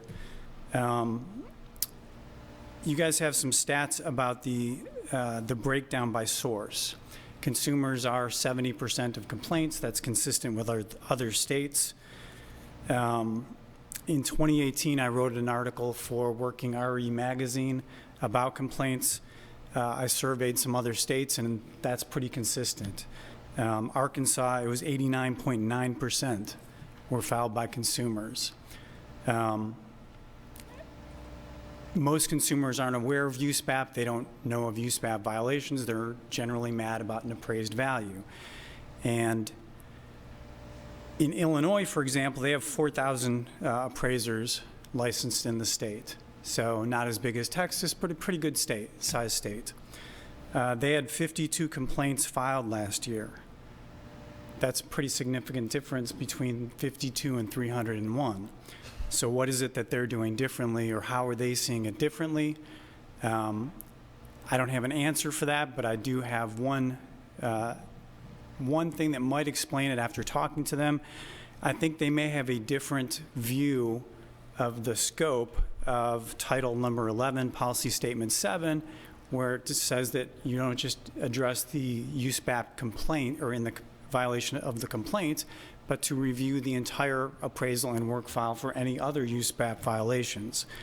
I think they may have a different either interpretation of it or scope of how deeply that goes. And so I wanted to point that out for you guys to consider. I also wanted to reiterate some of the things that Mike Lay said. I had a complaint filed against me, a husband and wife realtor team selling their house. I came in below appraised value. They filed a complaint saying that I owed them $115,000 because that was the difference between the contract price and what they were eventually able to sell their house for. My complaint was dismissed, but in addition to, I hired an attorney, which my E&O covered, but I also hired a consultant, and that I paid out of pocket. And my complaint, now the complaint times are much lower. The resolution times are much lower. Mine was 9 months. So for 9 months, I had the fear and worry of what's the resolution? How's this going to turn out? And one of the things that I think it affected, and I know that it affects with other appraisers that I speak to, is their consideration when accepting assignments. They see a property that they're like, oh, I don't know how I'm going to make that value, and they may be uninclined to accept that assignment. And so who serves that segment of the community who has a property that may be priced on the higher end? If appraisers are fearful of accepting those assignments and no one's willing to do those assignments, who serves that segment of the population? So yeah, I think that's about it, but I appreciate you guys taking this up, giving it due consideration. Thank you very much.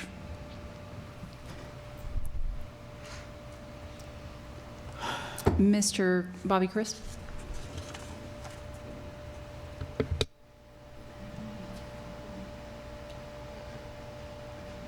Thank you, Madam Chair. I appreciate the opportunity to speak, and all the board members, I appreciate the time. Madam Commissioner. My name is Bobby Crisp. Some of you know me, some of you don't. So let me take the hat off and show you what some of the feathers say on them. I'm an AQB certified USPAP instructor. That's one. Some years ago, me and about 10 others sat around a dining room table and we formed an organization called the Association of Texas Appraisers, ATA.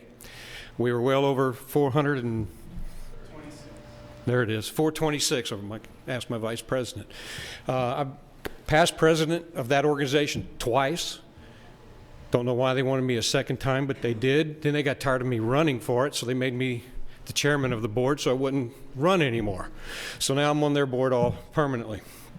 In a conference in Las Vegas, we had a big conference, and I got to talking about situations, and all of a sudden, the National Association of Appraisers was born while Mike Brunson and I were on the stage. I don't know how that happened, but it did. So they counted me as a co-founder of that organization. So one of the more things that I'm more proud of is that I've been appointed by this board to be a mentor. I'm one of those 9 guys that helps appraisers when it's needed. Back in the day when Troy Boyer and myself and Tony, there's a few board members now no longer here, we all sat around a table upstairs and we came up with this thing, and I had the idea, why don't we do this one-on-one thing where I can actually sit down and talk to somebody about what they're doing wrong, specifically. And they're not in this big classroom where they don't want to talk to nobody, because if they did, they're not going to say what they did wrong. They don't want anybody to know. So that was my idea, and therefore I think it was Troy that came up with the idea of a mentorship program. So that's how all that started, and I'm very proud of that. We're one of the few states, if not the only state, that's really doing this. Other states have called me. I've had phone calls from Nevada, Utah, California, all asking me, how does that mentorship thing work? So now, with all that prefaced, at our last board ATA meeting, or last conference, which was just last week, we knew about this topic that was going to come up today. So I brought up, if anybody's had any of these bad faith or, complaints, let me know. Here they come. Here they come. So I'm not going to sit here and go through each and every one of them, but there are some, and we realize the value thing. There's a lot of people, folks, that get upset about their value not being there. But there's some other situations that you, the board, may or may not be aware of. One, a young lady came up to me. She had a complaint filed because she did a final, and she had to deny it because it was an FHA, older home, had peeling and flaking paint. FHA requires that to be remediated, and it wasn't. So she had to decline the certificate of completion. It wasn't done. Well, they filed a complaint against her. And she had to give everything. She spent hours and hours. She had to hire an attorney, on and on and on. Spent thousands of dollars just to have something dismissed that shouldn't have ever happened. It's a final. It was not an appraisal. It was a final about paint. Let's see, there was another one, a young lady up in the Abilene area, if I remember right. She came up to me. This one struck me. She had a complaint filed against her because she was rude to her dog. Had to submit everything because she was rude to the dog. These are things that should not happen. And she spent thousands of dollars on an attorney and doing everything she needed to do. There's other complaints I'm not going to go through, but those are some of the ones I've was told about. There's others, but anyway, I wanted to bring these kinds of things up, and I applaud this board for taking a look at this.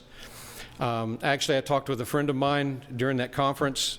He was one of the instructors, and we've been talking with, we're drafting a letter to Mr. Jim Park at the Appraisal Subcommittee, because we know that when this comes to you guys as a complaint, your hands are kind of tied. Enforcement is. They're kind of tied. They got to do what they have to do. It's the rule.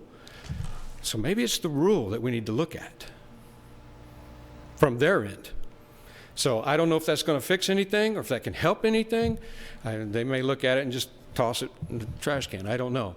But I wanted you guys to be aware of what we're looking at as an organization, and as well as things I'm hearing as a mentor, some of the complaints that have come across and what's going on out there. And I appreciate the opportunity to speak to you today. Thank you, Mr. Crisp.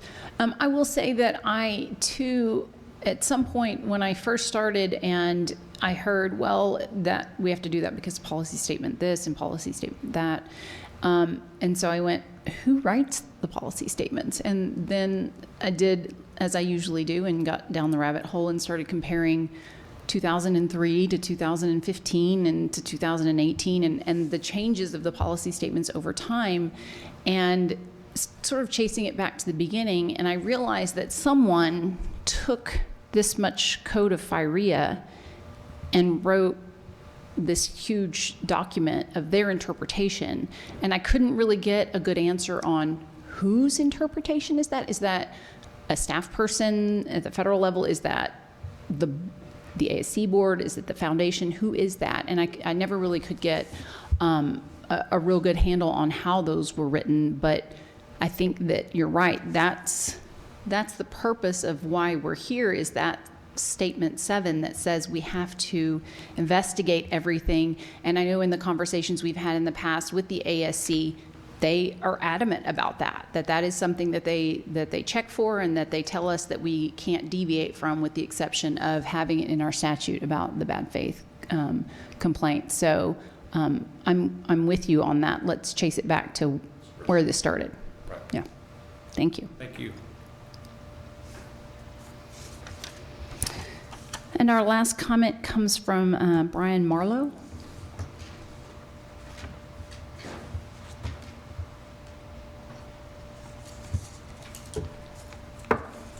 Good afternoon, and thank you for the time to speak to the board and to the committee. I'll do my best to be clear. I haven't done much speaking in a forum like this, but I have been appraising since 2006. I'm a certified residential appraiser in San Antonio area. I got into appraising and really enjoyed the work that we have done. I enjoy the process, I enjoy the education. I then got my feet wet getting into my practice, and then recently after that, I joined the Association of Texas Appraisers. Just recently, I decided to get a little bit more involved in the process rather than my normal daily hamster on a wheel work that I get up every day and do. And I have joined the board of the Association of Texas Appraisers. I'm here today to talk about a personal matter, though, that happened to me as an appraiser, a file against me. It was about 2 years ago. And at first, just like any appraiser that gets the letter, you go into shock. You go back through and you're looking at the file and you're thinking, what did I do? I actually, to be honest with you, I was not terribly surprised to receive the complaint because I had verbal communications, as well as my wife, who works in my office as well, had verbal communications with the complainant, who was a real estate agent. This real estate agent was selling their personal home. I was engaged to do the appraisal by the lender. I had gone to the house and did not meet with the gentleman, but I did meet with his wife, who also owned the home, and she is also a real estate agent. Not to get into the weeds on the whole process, but everything went fine as far as I was concerned. Turned in the report. It did come in below the sales contract price. And after receiving the phone calls from him, trying to explain my piece by maintaining confidentiality and try to answer his questions and keep him calm, he was very belligerent, and I had to deal with that, which I'm sure, as appraisers, I'm sure you've had to deal with that before. My issue out of the whole thing, when the complaint went in, I did have to hire a consultant, which cost about $1,500 after the whole process. The time that it took, I'm not complaining about the time that it took as far as getting the complaint handled. The consultant helped me out very much and kind of took me through the process, held my hand through the process. But the worrying every day, it was even hard to just, have the tough skin to get up and do the work every day after this has happened when you take so much pride in your work. It was dismissed, completely dismissed. After looking back on that, I guess the emotions that go through are, okay, I got through that one. Then I guess and I don't want to use the word anger, but the frustration set in after that of how can an appraiser, and I understand accountability. I'm not taking away accountability. I feel that as a profession, we need to have strong accountability, strong education requirements, oversight as well. But how can someone who clearly has a bias, this real estate agent selling their own personal home, and claim on a complaint that the value was not to their standards, which that sales price obviously was set by their bias, and then to provide additional information to the complaint of comparables that were clearly outside of the neighborhood, which was all proven within my rebuttal on the complaint. My question then became of, number one, is there any retaliation on that person filing the complaint? Which I know that those can be strong words. I do not want to stifle the needs of people to file a complaint when they feel like they have a legitimate cause. However, and I know there's a clear process on vetting these complaints when they come in, but as I listen and I understand that the hands are tied as far as having to send the whole file in, as an appraiser, we know that every report we send in, we do our best, we sign our certifications, but we also know that there are things in there maybe that even when I go back and read my reports, I'm like, why did I do that? Or that's a typo or whatever. You're always worried about what is going to be found out.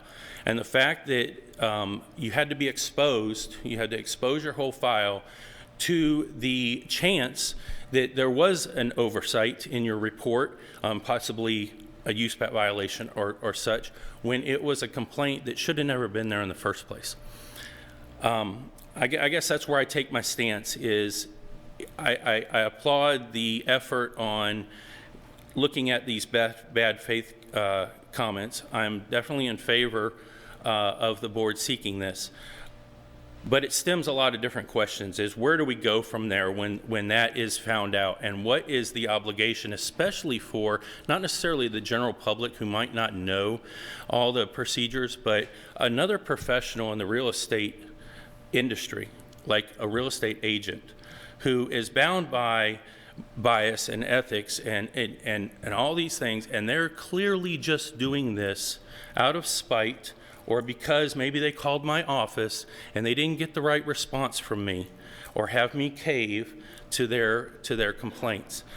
I had asked what recourse do I have to go back to that, and people have given me some direction, but then at the same time the matter comes down to, do I want to continue this fight? And at the same, I just want to get back to work. I just want to get back to work, taking care of my family, serving the public, and that's what it boiled down to. So I did not go anywhere in that direction.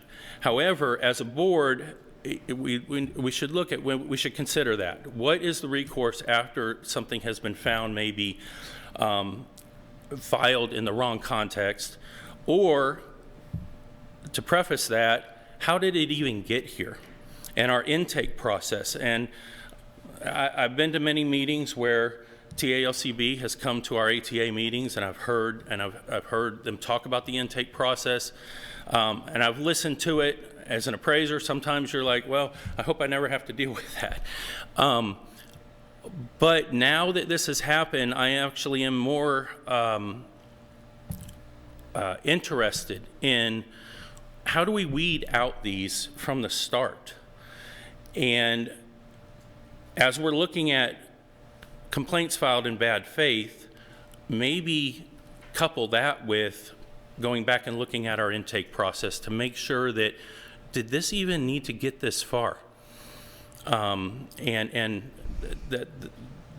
that's, I guess, the point that I wanted to make. And I thank you for your time. Thanks for putting up with my nervousness. Oh, thank you so much. And I think that you hit the nail on the head, that is what we are here today to do, is how do we define that? How do we make the process more fair to everybody? So I certainly appreciate you and the others coming to speak. And Mr. Lay, I appreciate you reaching out to the appraisers on your panel to get additional feedback. It's all been very helpful.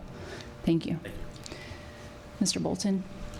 I would also like to thank everybody who participated and spoke or sent in emails describing their situations. And all of this, in my mind, is to build a framework of how we deal with this, because it's broad and it's undefined. The statute says, for the purposes of subsection C, a determination that the allegation or complaint is inappropriate or without merit includes determination that the allegations or complaint, one, is not within the board's jurisdiction, two, which is the one that we're dealing with here, was made in bad faith or filed for the purposes of harassment or to gain a competitive or economic advantage. And so I think the majority of the examples that we saw today would clearly either be under the category of harassment or economic advantage, or kind of the reverse of that, economic disadvantage, where the appraisal didn't go their way. Most of my practice is in litigation. We have seen several examples where parties in a lawsuit, could be a witness, could be a plaintiff, filed on the opposing party's appraiser. And the whole purpose of that was to try to discredit them as a witness. And I think that, in my view, is the epitome of bad faith. And because it is to gain an economic advantage, to win a lawsuit. So I guess I just want to say thank you to help. This helps us in the Enforcement Committee in our discussion and trying to build a framework for what do these things in the statute mean, and how does the agency deal with them. I agree that the guide note number 7 says that we have to investigate the complaints, and I get that. And I think this is part of the investigation. And frankly, I think it should be the first part of the investigation that says, was this made in bad faith? Okay, well, how do we know it's made in bad faith? Well, that's what we have to determine. And if it meets that criteria, then we follow the statute and the investigation is over. So that's all I have to say. So I think what we wanted to know from the board today, before we send this back to the Enforcement Committee, is what are your concerns about what going too far or being too restrictive? You know, the idea of limiting complaints. I'm not in favor of limiting complaints. I think that, I don't think we could anyway, but I think that we want people to feel comfortable, you know, filing a complaint against an appraiser that they think might have done something wrong. And I want appraisers to be confident that if someone threatens them with a complaint, that they feel comfortable that we will be fair and that we won't use that complaint as a reason to try and dig in and find something. So we just want to hear from the other board members today. What are your concerns? What do you think the parameters should be? Where do you think is too far or not far enough?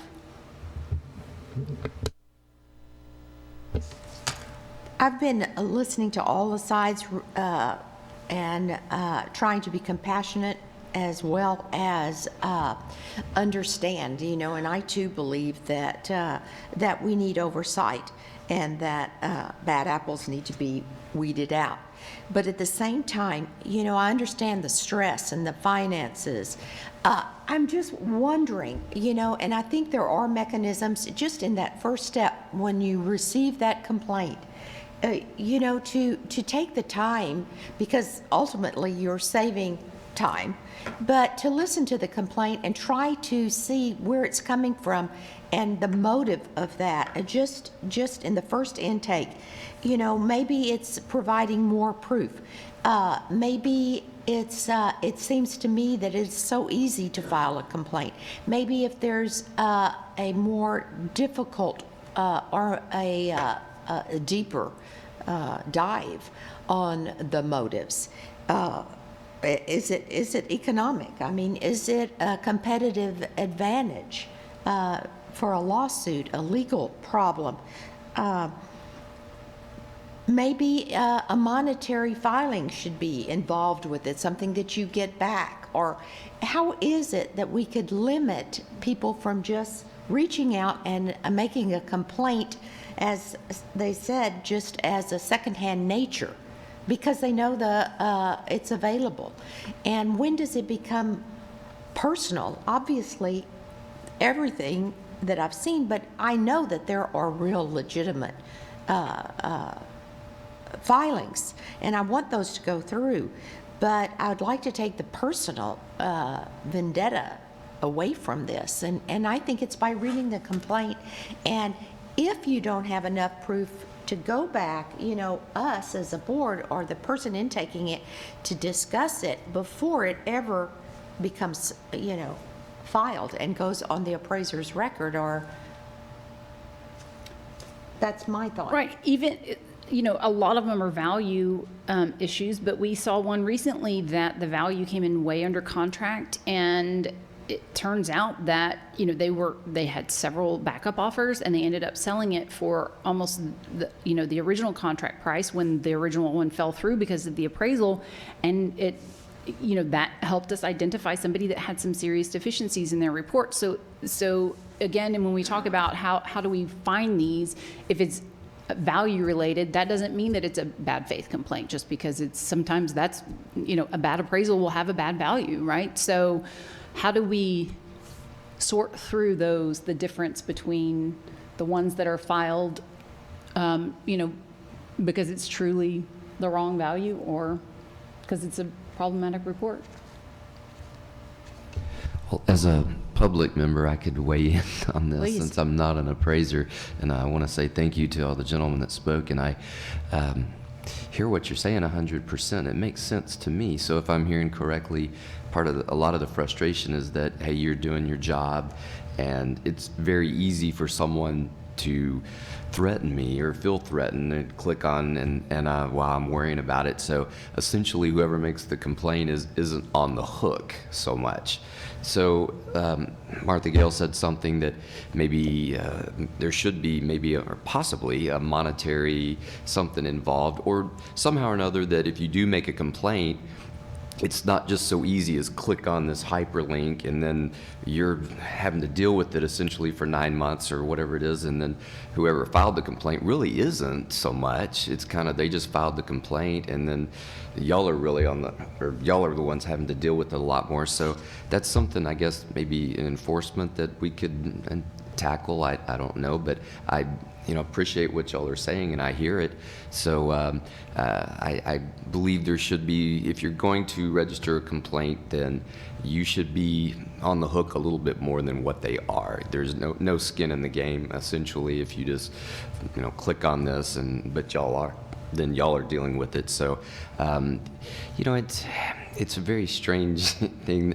This is one of the areas that most time price is dictated by buyers and sellers. So I understand that lenders are involved here, so we do have to have the appraisals. So it does convolute things a little bit, but that would be the main thing that I guess I heard from you guys, is that maybe we can look at a way to not make it so easy to file a complaint, or they're on the hook a little bit more if they do. Now that's kind of me being a public member and trying to break it down into layman's terms. Does that sound reasonable, what I'm saying?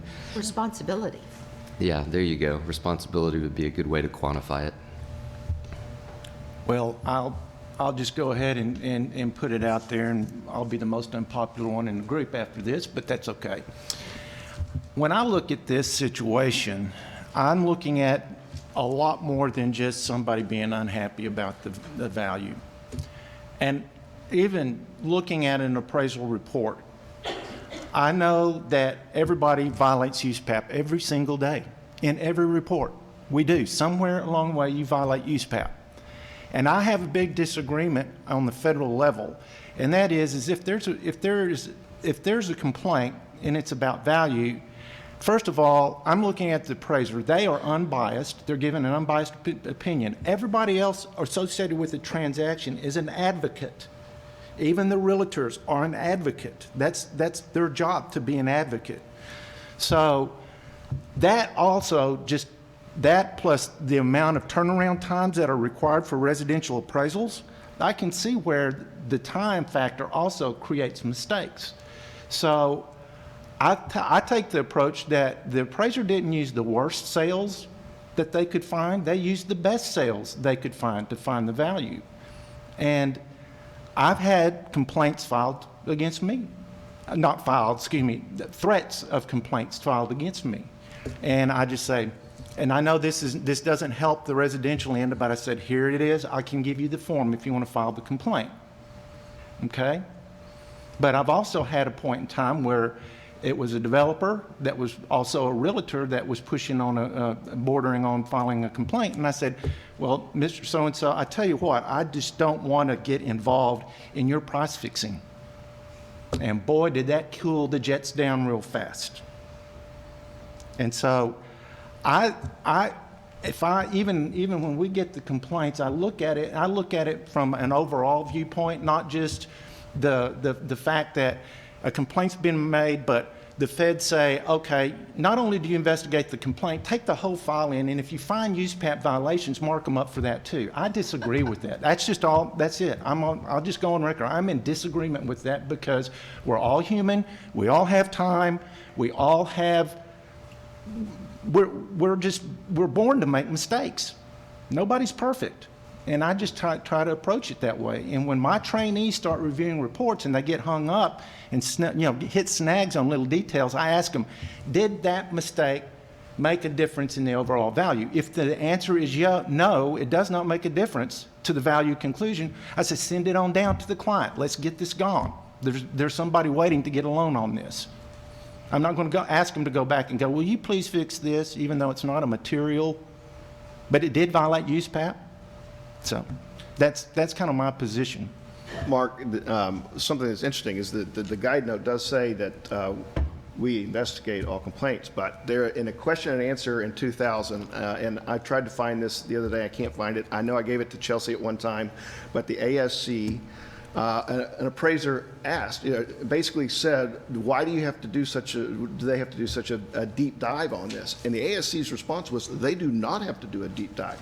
If there are overt instances of USPAP violations, yes, but you don't need to go to the nth degree to confirm that every detail of the sales or any of that. And the ASC is the one that said that. And I think we should take that to heart. Agreed. Agreed. But I do understand from the standpoint of the average person doesn't know about USPAP. And so they might say, I think this appraisal is wrong. Can you look at it? And then we say, well, what is it that you are unhappy about? I think that it's our job as the experts to look at it through the appraisal lens that they might not have. But I think it's pretty easy. You can pretty much open a report and know within a few pages whether it has issues. They stick out. You don't have to go in and do the digging because you just notice immediately that there's a discrepancy there. So I think that the deep dive part of it is really, I guess, what we're trying to find today. My goals are, I don't want to discourage complaints. I am very much against any kind of limiting of having somebody pay a fee or having some retribution for filing complaints. I don't think that is what we want to put out there as an agency, and I don't think that it's probably consistent with our statutes or maybe the hyperlink. I'm glad that you brought that up because I wasn't aware of that. Maybe that does make it a little bit easier to file a complaint against appraiser, and that's maybe something that we can look at, because I do agree that some people sort of take a moment, take a beat if you have to actually go and research it. Sure, Mr. Crisp. Thank you. I wanted to bring up one other issue that's about to hit us. We are in a very magnificent market right now. Everybody's paying way over the asking price. In a year or two from now, that's going to change.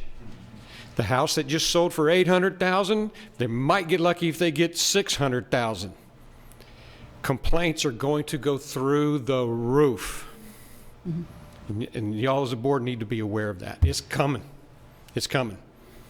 So along those lines, one of my other goals is I don't want appraisers in the state of Texas to be afraid to take on hard assignments. As one of the commenters said, it leaves a segment of the population without the ability to get an appraisal. We saw in one of the first FHA referrals, it was an appraisal on a mobile home that had been affixed to the real estate. And so some of the comps were 14 miles away, and they complained about that. But when you went to look, there weren't any other mobile homes on 7 acres or whatever it was. And so it really looked to me like, well, this is just a difficult assignment. It's not, the appraiser didn't do a bad job. And I don't want appraisers of Texas to say, I should just hit value because that's a lot easier than going through the process. I want them to trust us as a board and as an agency that we're not going to be unfair with them, that when somebody makes that threat. I want to be able to allow appraisers to feel comfortable taking on difficult assignments, high value assignments, so that we can serve all of the population. We are a part of the global economy, and we have to be responsible to that. So those are really my goals, is that we don't discourage complaints, but that we somehow convey to our license holders that they don't need to be worried. They don't need to change the way that they appraise to avoid complaints with our board. Sarah, back to your point on the hyperlink on the license. I mean, how in the world does that promote the public trust in appraisers that the first thing they see when they look at your license is how to get you into trouble? I mean, that kind of suggests that this happens a lot. Yeah. Well, and if I also heard it correctly, after that hyperlink was created, that's when complaints went up, I believe is what y'all stated. So maybe we can look at getting rid of that hyperlink. We've received that criticism from appraisers since it came into effect, really, or since I've been commissioner. And I've taken that back to our staff, and that is something that is included on all of our license types. And it's for purposes of educating the public on how they can make a complaint, and purposefully made easy so that the consumer, whose job it is for us to protect, knows how to do that. Now, I also understand that can be somewhat offensive for people who do their job quite well. But I think it's worth a pretty robust discussion on maintaining extremely easy access on how to submit a complaint. But I think there's also mechanisms that we can bake in, and we've talked about and have started to implement, on how to educate the complainant on what an appropriate complaint is through the complaint process. What we have jurisdiction over, what we don't have jurisdiction over. Really, just as we do our through the complaint portal process, I think we've had some of those discussions. But I think there's mechanisms to ensure that there's a managed expectation. Also, one thing I think you want to note is that our dismissal rate is very high, and I think that's one way to our license holders that how we treat complaints, that there are some that are very warranted. There are some that require us to educate a license holder and to come alongside them and to improve what they're doing, but to not have a heavy hammer. sometimes it's important to have a heavy hammer, and often it's important to just dismiss. So by getting those metrics out there and seeing that we have a very high rate of dismissal, that I'm hoping we can use that to kind of calm the appraiser's nerves in terms of how we treat a complaint. It concerns me a little bit that we have these, that there are consultants out there that it comes at, that people feel the need to use a consultant to navigate the complaint process. That's new information for me. One would hope that E&O insurance and a hired attorney would be enough, right? But it's been a very helpful conversation. I think so.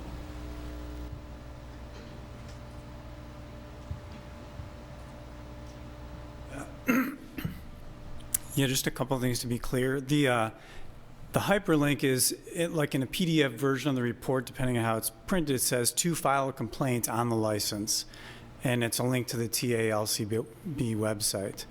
And the dismissal rate is high, but you still have to incur the cost, the time, and the worry to get to that dismissal, And then I guess the other thing I was wondering is if there was a way, maybe on the complaint form itself, if there was a better way of breaking down the motivation or the specific concern of the complainant to try to identify those that are made in bad faith. The one that was filed against me, like I said, they were demanding $115,000. It wasn't so much a complaint that my appraisal was bad, or, well, I guess that was inferred by the demand. But maybe there's a better way of getting at the motive.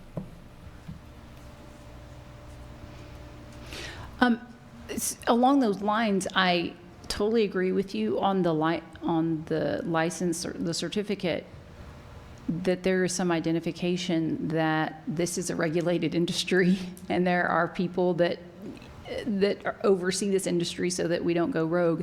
Maybe it's the wording to file a complaint as opposed to this license was issued by, and leave the link in there, but instead of saying to file a complaint, which I think does sort of is somewhat leading. Any other thoughts, worries? I'd just like to say I really appreciate this conversation and it really has kind of evolved into a larger question about complaints and the perceptions. And I'll just say I'm happy for the Enforcement Committee to take up that broader discussion and see if we can develop some recommendations, not only on the bad faith complaints, but also intake, education of the public, education of the appraisers. And so I think we'd like to put that on our agenda next time. Yeah, I think it begs the question: is this is this something that's going to result in a rule? Is it simply conversations with staff? Is it continuing the conversation? What is going to get us to the place where appraisers feel comfortable that we're looking critically at these complaints without making it so difficult that we are letting bad appraisers through? What are the next steps for the process? Sure. This is what we were hoping for, a robust conversation, so we appreciate your input. Thank you. Yeah, in addition, as an AMC owner, I get to talk to these people that are very upset with their appraisals, and it's always about value for the most part, or there's nothing you can do about he was mean to my dog. I'm sorry, but one of the things that might be helpful in that process, and I was trying to look up the actual form, but it's kind of multi-part. You got to put in your name first, and I want to go through that process. But I feel like since 70% of our complaints come from consumers, and I have to imagine that the overwhelming majority of those are value related, that if the intake process started out with a little bit of education for the consumer, as opposed to just what they do is click on the link, they go to the TALCB site, they click directly to file a complaint, And there's an entire series about the handbook on the complaints that I don't think is part of that process. So when I'm filing a complaint, I'm just putting in my name, I'm putting in why I'm complaining, and I'm signing it, and it's now part of the legal process that you have to deal with. If there's a step in there that says, you know, are you a consumer? Are you an appraisal management company? Are you a lender? Is this complaint value related? Yes or no? And then maybe even a follow-up comment, do you have any reason to believe that the comparables included in the appraisal are not the most proximate comparable, et cetera? And then they can explain from there. So they kind of get the feeling as they're going through the complaint process, well, you know, I'm just mad it didn't come in. It doesn't look like they really care about that. They're really looking for more USPAP violations and things that are actually wrong. And the handbook specifically talks about, in the complaint order, the high risk of public harm from evidence of serious deficiencies, including fraud, identity theft, unlicensed activity, ethical violations, and were these done with knowledge, deliberately, willfully, with gross negligence. If I'm a complainant and I'm filing that complaint and I'm like, well, no, I mean, I know that the house right next door that's the same model as mine just sold last week for $400,000, but you know, I think if he went 6 miles down the road, that there's another neighborhood where it would make mine valuable. So it's stuff like that that I don't think the public gets to see. So when they're making those complaints, if they were able to get a little more understanding, just a couple of lines of explanation as they go through the complaint process, that might help alleviate some of those consumer complaints that make up the bulk of our the things that we have to deal with. So, yeah, and a lot of complaints that we see, they are issues that have already been brought up with the appraiser in, I guess they call them a reconsideration of value, and so sometimes in the past, I've sort of thought, asked and answered. You know, you showed them these comps and they gave you a reason why, they gave you their opinion about why these were not comparable. And so I thought about, should we include that in the process to say, have you brought these issues up with the appraiser? Has the lender, is it somewhere, you know, addressed somewhere? But again, the one that sticks out in my mind is the one that came in severely under value, and they had done 2 reconsideration of values and brought all of the things to the appraiser, and he said the quality is different, and in fact, it was almost 100% provable that it was not. And so, again, I think that's what we're trying to figure out. You know, what's the decision tree to get to the place where we go, okay, this is our answer, that this was filed in bad faith. So, and as an appraisal management company, we get these, and sometimes we'll just get that call from the consumer or the lender, like, how do I file a complaint? Like, hold off, which one are we talking about? I'll look at it. Well, you haven't filed a rebuttal. Would you like to do a rebuttal? Oh, okay, we'll do a rebuttal. And if they come back again, well, look, you've had an appraiser, you've looked at the rebuttal. You know, you also have options. You can certainly consider a field review or a desk review or something like that. And let's just see if a second appraiser agrees with them.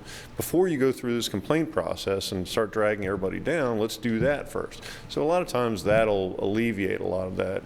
But we do get a sufficient number of calls that I want to file a complaint. And it's just the first step that everybody thinks about on the appraiser. Is there a USPAP violation? Are all the comparables in close proximity? Do they seem similar to you in every way? Yes, but I had 7 offers on this house. Well, were they all $150,000 over the list price? Yes. So anyway, I know that there's a lot that goes into it, and I'm with you 100% that I want to make sure that we get the people that are doing a bad job off the street at the same time. But I think the consumer side of it, that bad guy on the street is something that the AMCs and the lenders should be filing, not so much the consumers.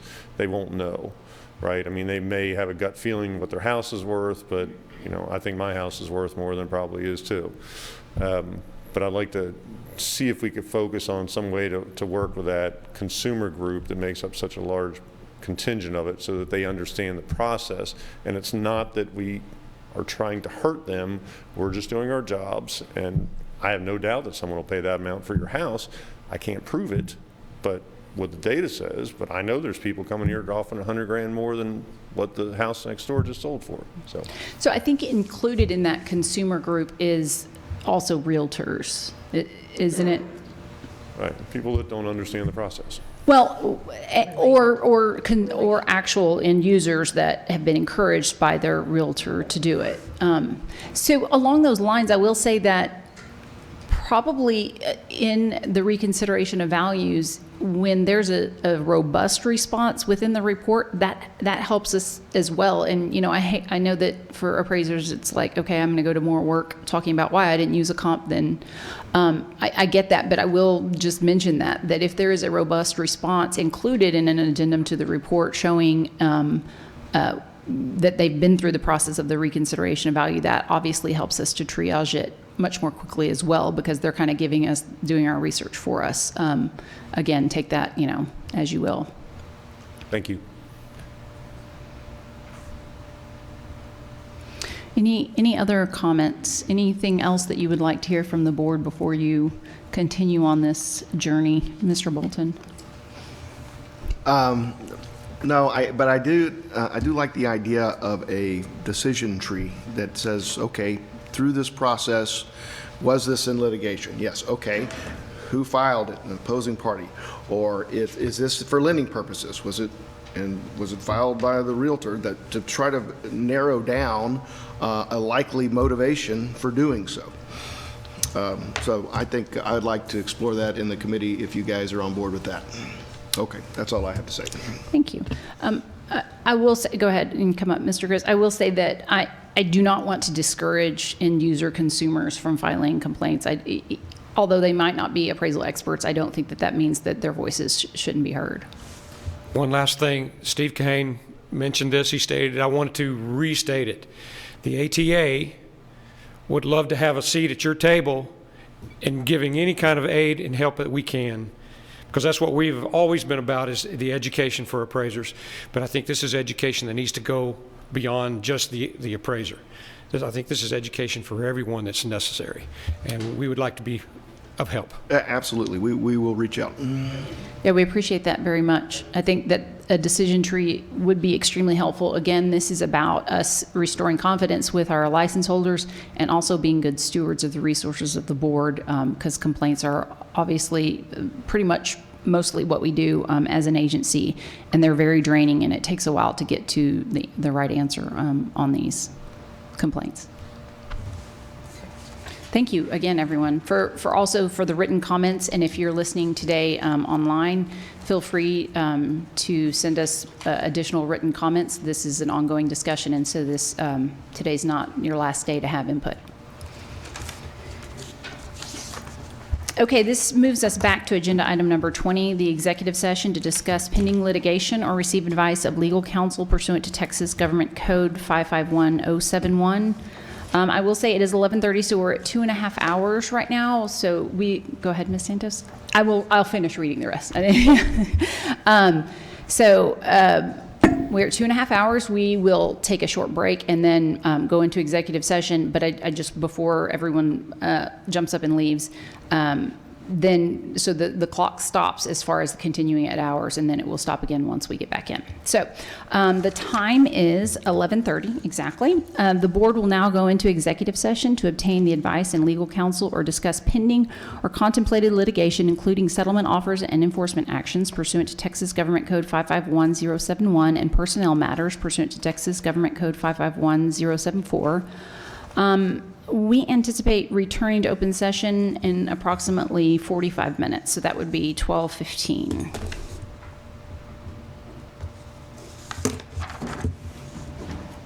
Thank you.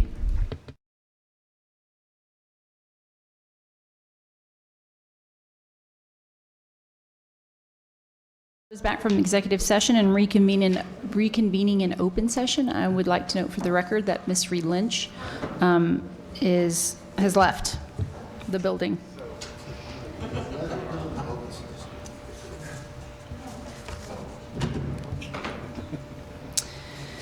Okay, we are now on Agenda item number 23. Discussion and possible action regarding adjustments to the PIC review process. This starts on page 213 of your materials, and we just wanted to check in with the board members that are on the PIC review committees and get your feedback on how it's going. It's obviously a new process, and we want to make sure that we're adjusting it as we go along for maximum efficiency. And so, Mr. Bolton, would you like to introduce this item? Sure. So we are basically, as Sarah said, it's a new process, and we're just doing some tweaking, primarily on the rotation of the PIC committees. And if you look at page 215, this shows who's doing what when. And then also item number 2 is kind of the statistics of how it's going. 38 total sent, 33 returned. Average review time for the PIC is 15 days. I would encourage all of us who serve on these committees to, and I'm just as guilty as anybody, but let's see if we can get that down to a week. Well, and that is sort of why I wanted to bring this back up, is we put in the rules that it would rotate on a quarterly basis, and I don't know why we sort of backed ourselves into that corner. But I would like to get the thoughts on, and I don't know if we've heard from Ms. Reed Lynch about this, and so we will miss her comments, but maybe ask her to come to weigh in at the enforcement meeting about what are your thoughts on, instead of rotating on a quarterly basis, to rotate on a quicker basis, so that instead of getting 4 at a time, you get 1 or 2 at a time. You know, when you look at our average complaint days and you noticed an uptick, you pointed out an uptick earlier when we were looking at staff reports, we certainly don't want to add that time, because as we heard today, there are people out there that are, you know, losing sleep over these things, and we want to make sure that we can handle them as quickly as possible. I will say, for me, when I open it up and there's 3 or 4, I know that it's going to take some time to dig into it, and so I mentally put it off until I have a chunk of time to do that. And I think that's my delay. If there was 1 or 2, I think that it would, I could probably get to it quicker when I'm busy. So I don't think we've heard from you, Mr. McAnally, about how you, how are you thinking the process is going? Being on it for the first time, yes, it came as a little bit of a surprise to me, because the PIC was a different entity than when it happened, when I was on it. But I'm kind of like you. I think that maybe if we could maybe rotate a little bit more, because and I worked with you, and I don't think you'll disagree. Those that we reviewed were pretty complicated. I mean, there was a lot of backstory to them. Some of it was not even appraisal related, but we were having to go through those issues, and it wasn't just a real, I can look at this in an hour or 2 hours and then be done with it, And so I think that would be a good idea. When I start getting 4, then it gets it gets a little bit much. What do you think about doing that on a rotating basis, where it's just you have the teams and they switch up? I mean, we have a list here, and then this team gets an appraisal, then the next, and the next, and the next, until it goes back to the first team. Well, yeah, and then I think about the time that it takes to get to 3. And if those are, they're waiting until they have 3 to give to us, so then that first one is delayed, where it could just in real time go to whoever is next on the committee. And I will say part of it is that, I am an appraisal reviewer, that's what I do, and so I can't help but dig into things, but I also do it because, in this process, we wanted for appraisers to know that we were looking at these critically and that we were digging into them and diving into them, so that we could help the process be better and give staff more feedback. I think there's also opportunity for us to hear from staff. How could we cut their workload down? Because I'm certain that when they write the investigative report, they're thinking, how do I explain this in a way that the PIC committee can read it and it be comprehensive for them? And so I don't know if a conversation would be better, or if there's more feedback we could give to them so that they can write those in a way that doesn't take a lot of time, so that they know what we find important in the details that they give us. So I think that could also cut down on time on their side as well. Madam Chair, for my sake, just for me, I've liked this rotation, just knowing that, okay, this block of time is all me, and then after that I don't have to worry about it, and I can do my work and stuff. But I've taken weekends and after hours in order to review things, and I just know that's a part of the process. But knowing that I have this chunk of time, this quarter, whatever, that's my quarter, no matter how many there are, I'm going to dedicate time to put that in, even if it's more than it would have been the last time around or whatever. Just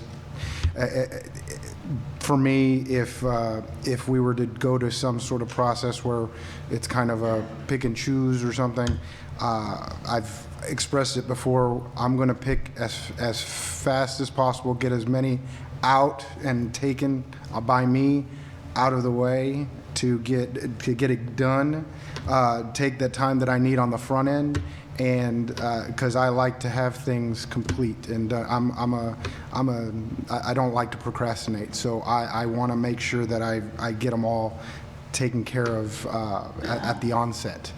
So for me, on a quarterly basis is fine, but if there's any change or anything, I'd like to know what that process is and what I could do in order to. I don't know. Is there a limit on how many we can do? If somebody's not busy at one time or another, everybody seems to be busy now. So it's a tough gauge.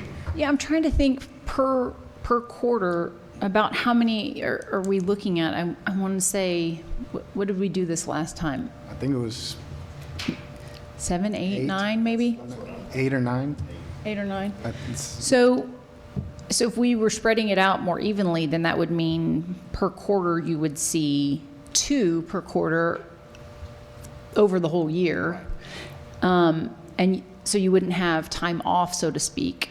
But it's hard for us, work comes when it comes, and it's hard so for me, I can't say, well, Q2, I'm not on the PIC committee, so I'm going to take on more work. I mean, I just don't have the ability to juggle my workload like that. So, but it's also in the sense of I don't have to worry about that anymore. I'm not in it. It's not something on the back of my mind. Oh, I've got these PIC reports that I have to get through as well as my work kind of thing.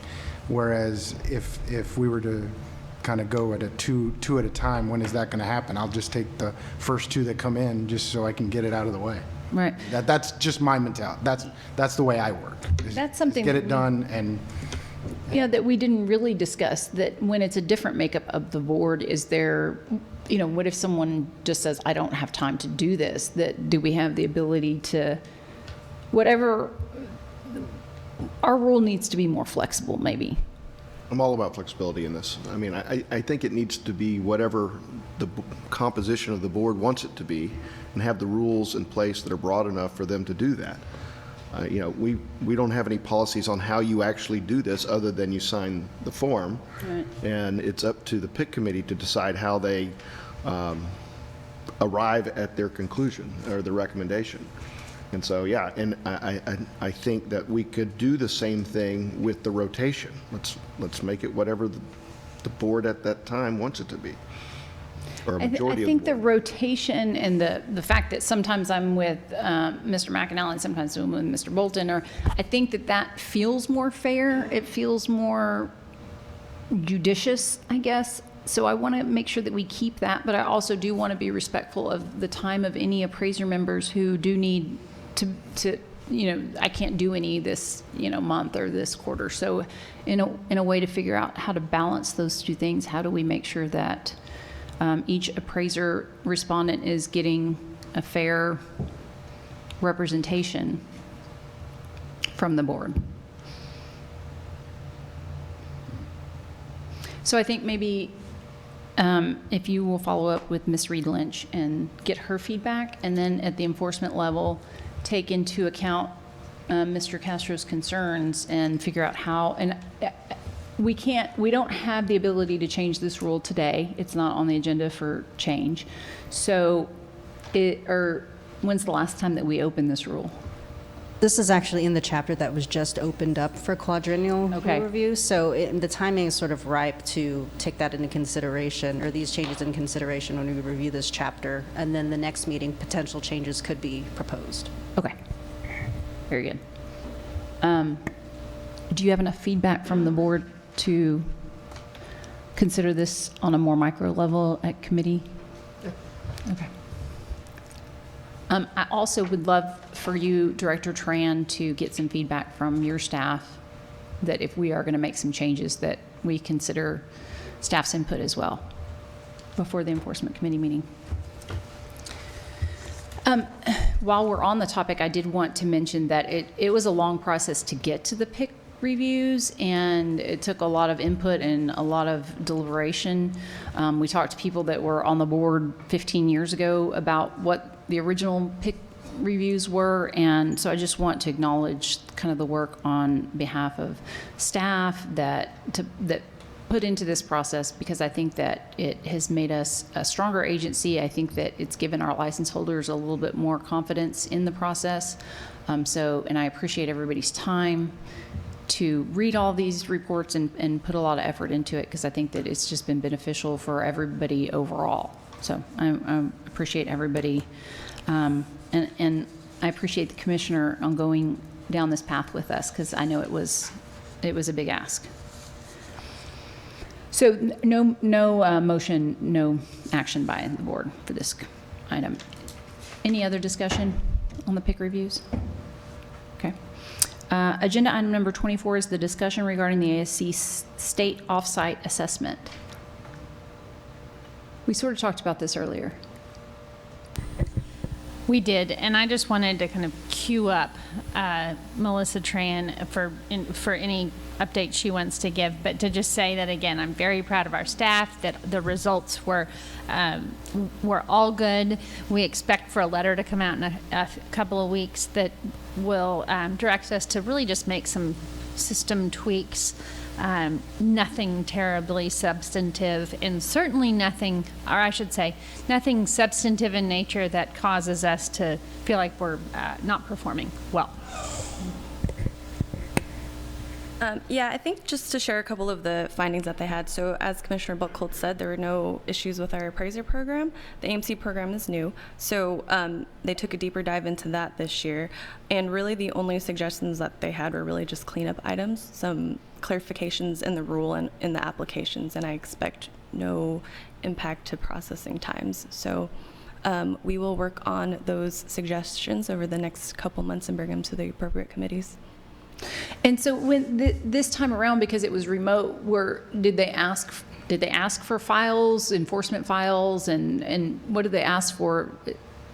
This time around was different because it was just a off-site visit because of COVID. This is like a creature of COVID. So they asked for a lot less. They did ask for the list of cases, list of license holders, like those sorts of things. They didn't ask for specific cases. They handed us a couple of names for applications that they wanted more details on, but nothing more than that. So they sort of just pick a random applicant and see how the process worked for them? Yeah. Oh, interesting. Okay. Very good. And so we will be assessed a score or no score? No score. Okay. Does anybody else have any questions? No. Very good. Thank you. This takes us to agenda item number 25, discussion regarding performance review and salary of the TALCB commissioner. So as a reminder, TREC holds the authority for action as it relates to the commissioner's employment and salary. So they do seek our input on the yearly performance review. We reviewed that in executive session, and TREC has already gone over the results in the public meeting. And so ours is sort of a follow-up to that. Again, the commissioner got glowing reviews from staff. I think about 6 out of the 22 staff surveys mentioned how approachable she is, and many talked about the culture that she fosters within the agency. They mentioned patience and trust and kindness, and so those things stood out to me. Also, the average score from our board was higher than it was last year. I will say I have been attending committee meetings in this building for 10 years, and at the end of the last committee meeting, I was just reflecting on how far we've come in the last 2 years since the commissioner took the helm, and how productive and efficient and non-confrontational the committee meetings are. 2 years ago, the commissioner did a lot of talking at the committee level, and I think that was an effort to lead by example and show staff how she wanted the interactions between the board and staff to be. And now she doesn't do a lot of talking, and I think that although she attends and has regular input, she has allowed staff to shine and to step up to the plate and be the lead in their respective departments, and I think that that is a reflection of great leadership. So we're certainly seeing it on our side, and we appreciate all the work to get to where you are, and the staff's comments in their surveys, I think, are a reflection of what we're seeing, and we feel pretty consistent with the way that they're feeling as well. I know that when we interviewed for the position, that Commissioner Buchholz talked a lot about how she would be a leader, and it's clear that she set her intentions and leads from a high-level philosophical approach in addition to getting into the weeds, which I'm sure has been a difficult thing to do simultaneously over the last 2 years.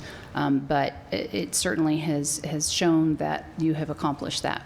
And so we have nothing but great things to say. One of the comments from a staff member was agency success is not an accident, and I couldn't agree with that more. So I think where we are is a reflection of Commissioner Buchholz's leadership.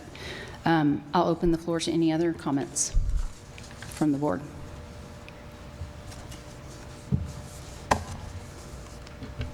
Ditto. Exactly. Fantastic job. Thank you.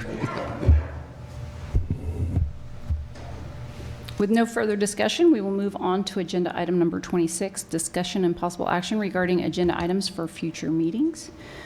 I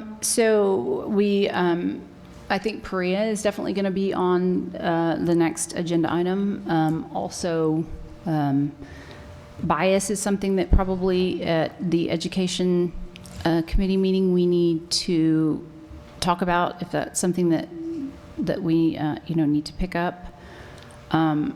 I want to make sure I'm on the equity team for our school district, and it's something that I'm passionate about, and I want to make sure that the direction that you head is not simply doing something to say we're doing something, but sometimes you just have to do something to show your intent, so to balance those two things. But I think both Perea and bias are probably going to be something that y'all need to pick up at the education committee. Is there anything else that anyone had notes for on that they would like for us to? The PIC committee rotation. Okay, so if we're going to make a rule change there for PIC as well. Okay. Very good. Okay, agenda item number 27, discussion and possible action to schedule future meeting dates. So calendars are on the last page in your materials. We previously set a date of April 29th for our next board meeting, so I wanted to confirm with the board members that that date still works for everybody. Pardon me, in May. It doesn't matter to me. I had down May 13th, but April 29th is great too. I think we had originally maybe May, and then Aero moved we were going to do it. We moved it for Aero, then Aero moved. So So do it April 29th. April 29th, does that still work for everyone? I may have a conflict on that date, but I'm just one. Okay. I may have a conflict on that date, too. Oh, gosh, okay. I do not. Well, we might need to then look back at the May calendar. I don't have that in my materials, but I wanted to be cognizant again of Trek's meeting at that time too.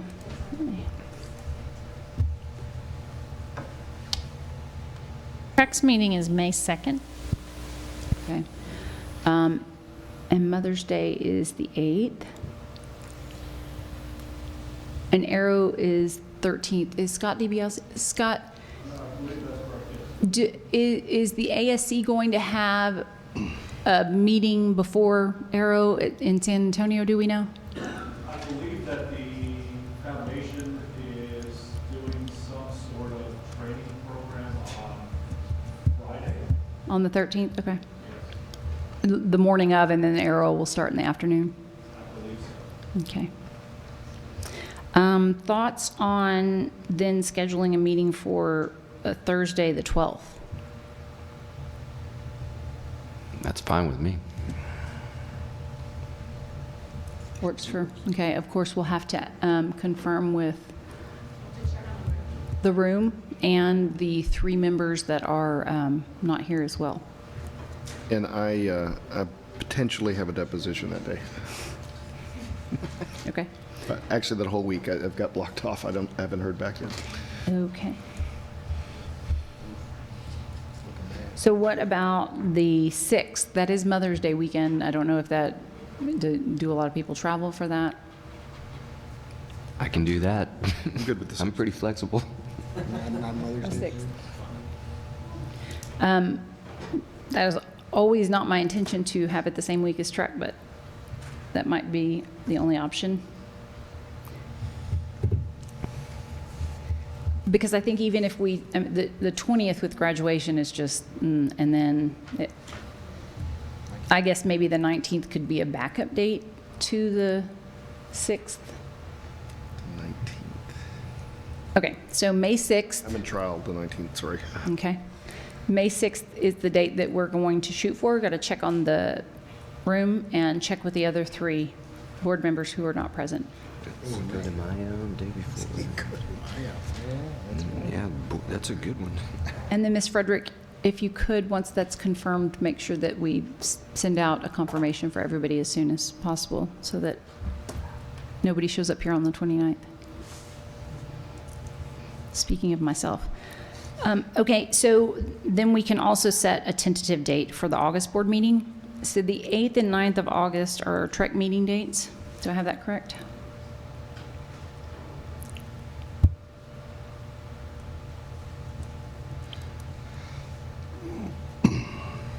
So probably looking at the August 19th. I know kids go back to school in those weeks, so I want to make sure Friday shouldn't be too conflicted with that, but August 19th? Okay, that is our tentative date for the August meeting. Okay. If there is nothing else, then agenda item number 28 is adjourned. The time is 12:40, and this meeting is adjourned. Everyone, please be safe on your journey home. Thank you.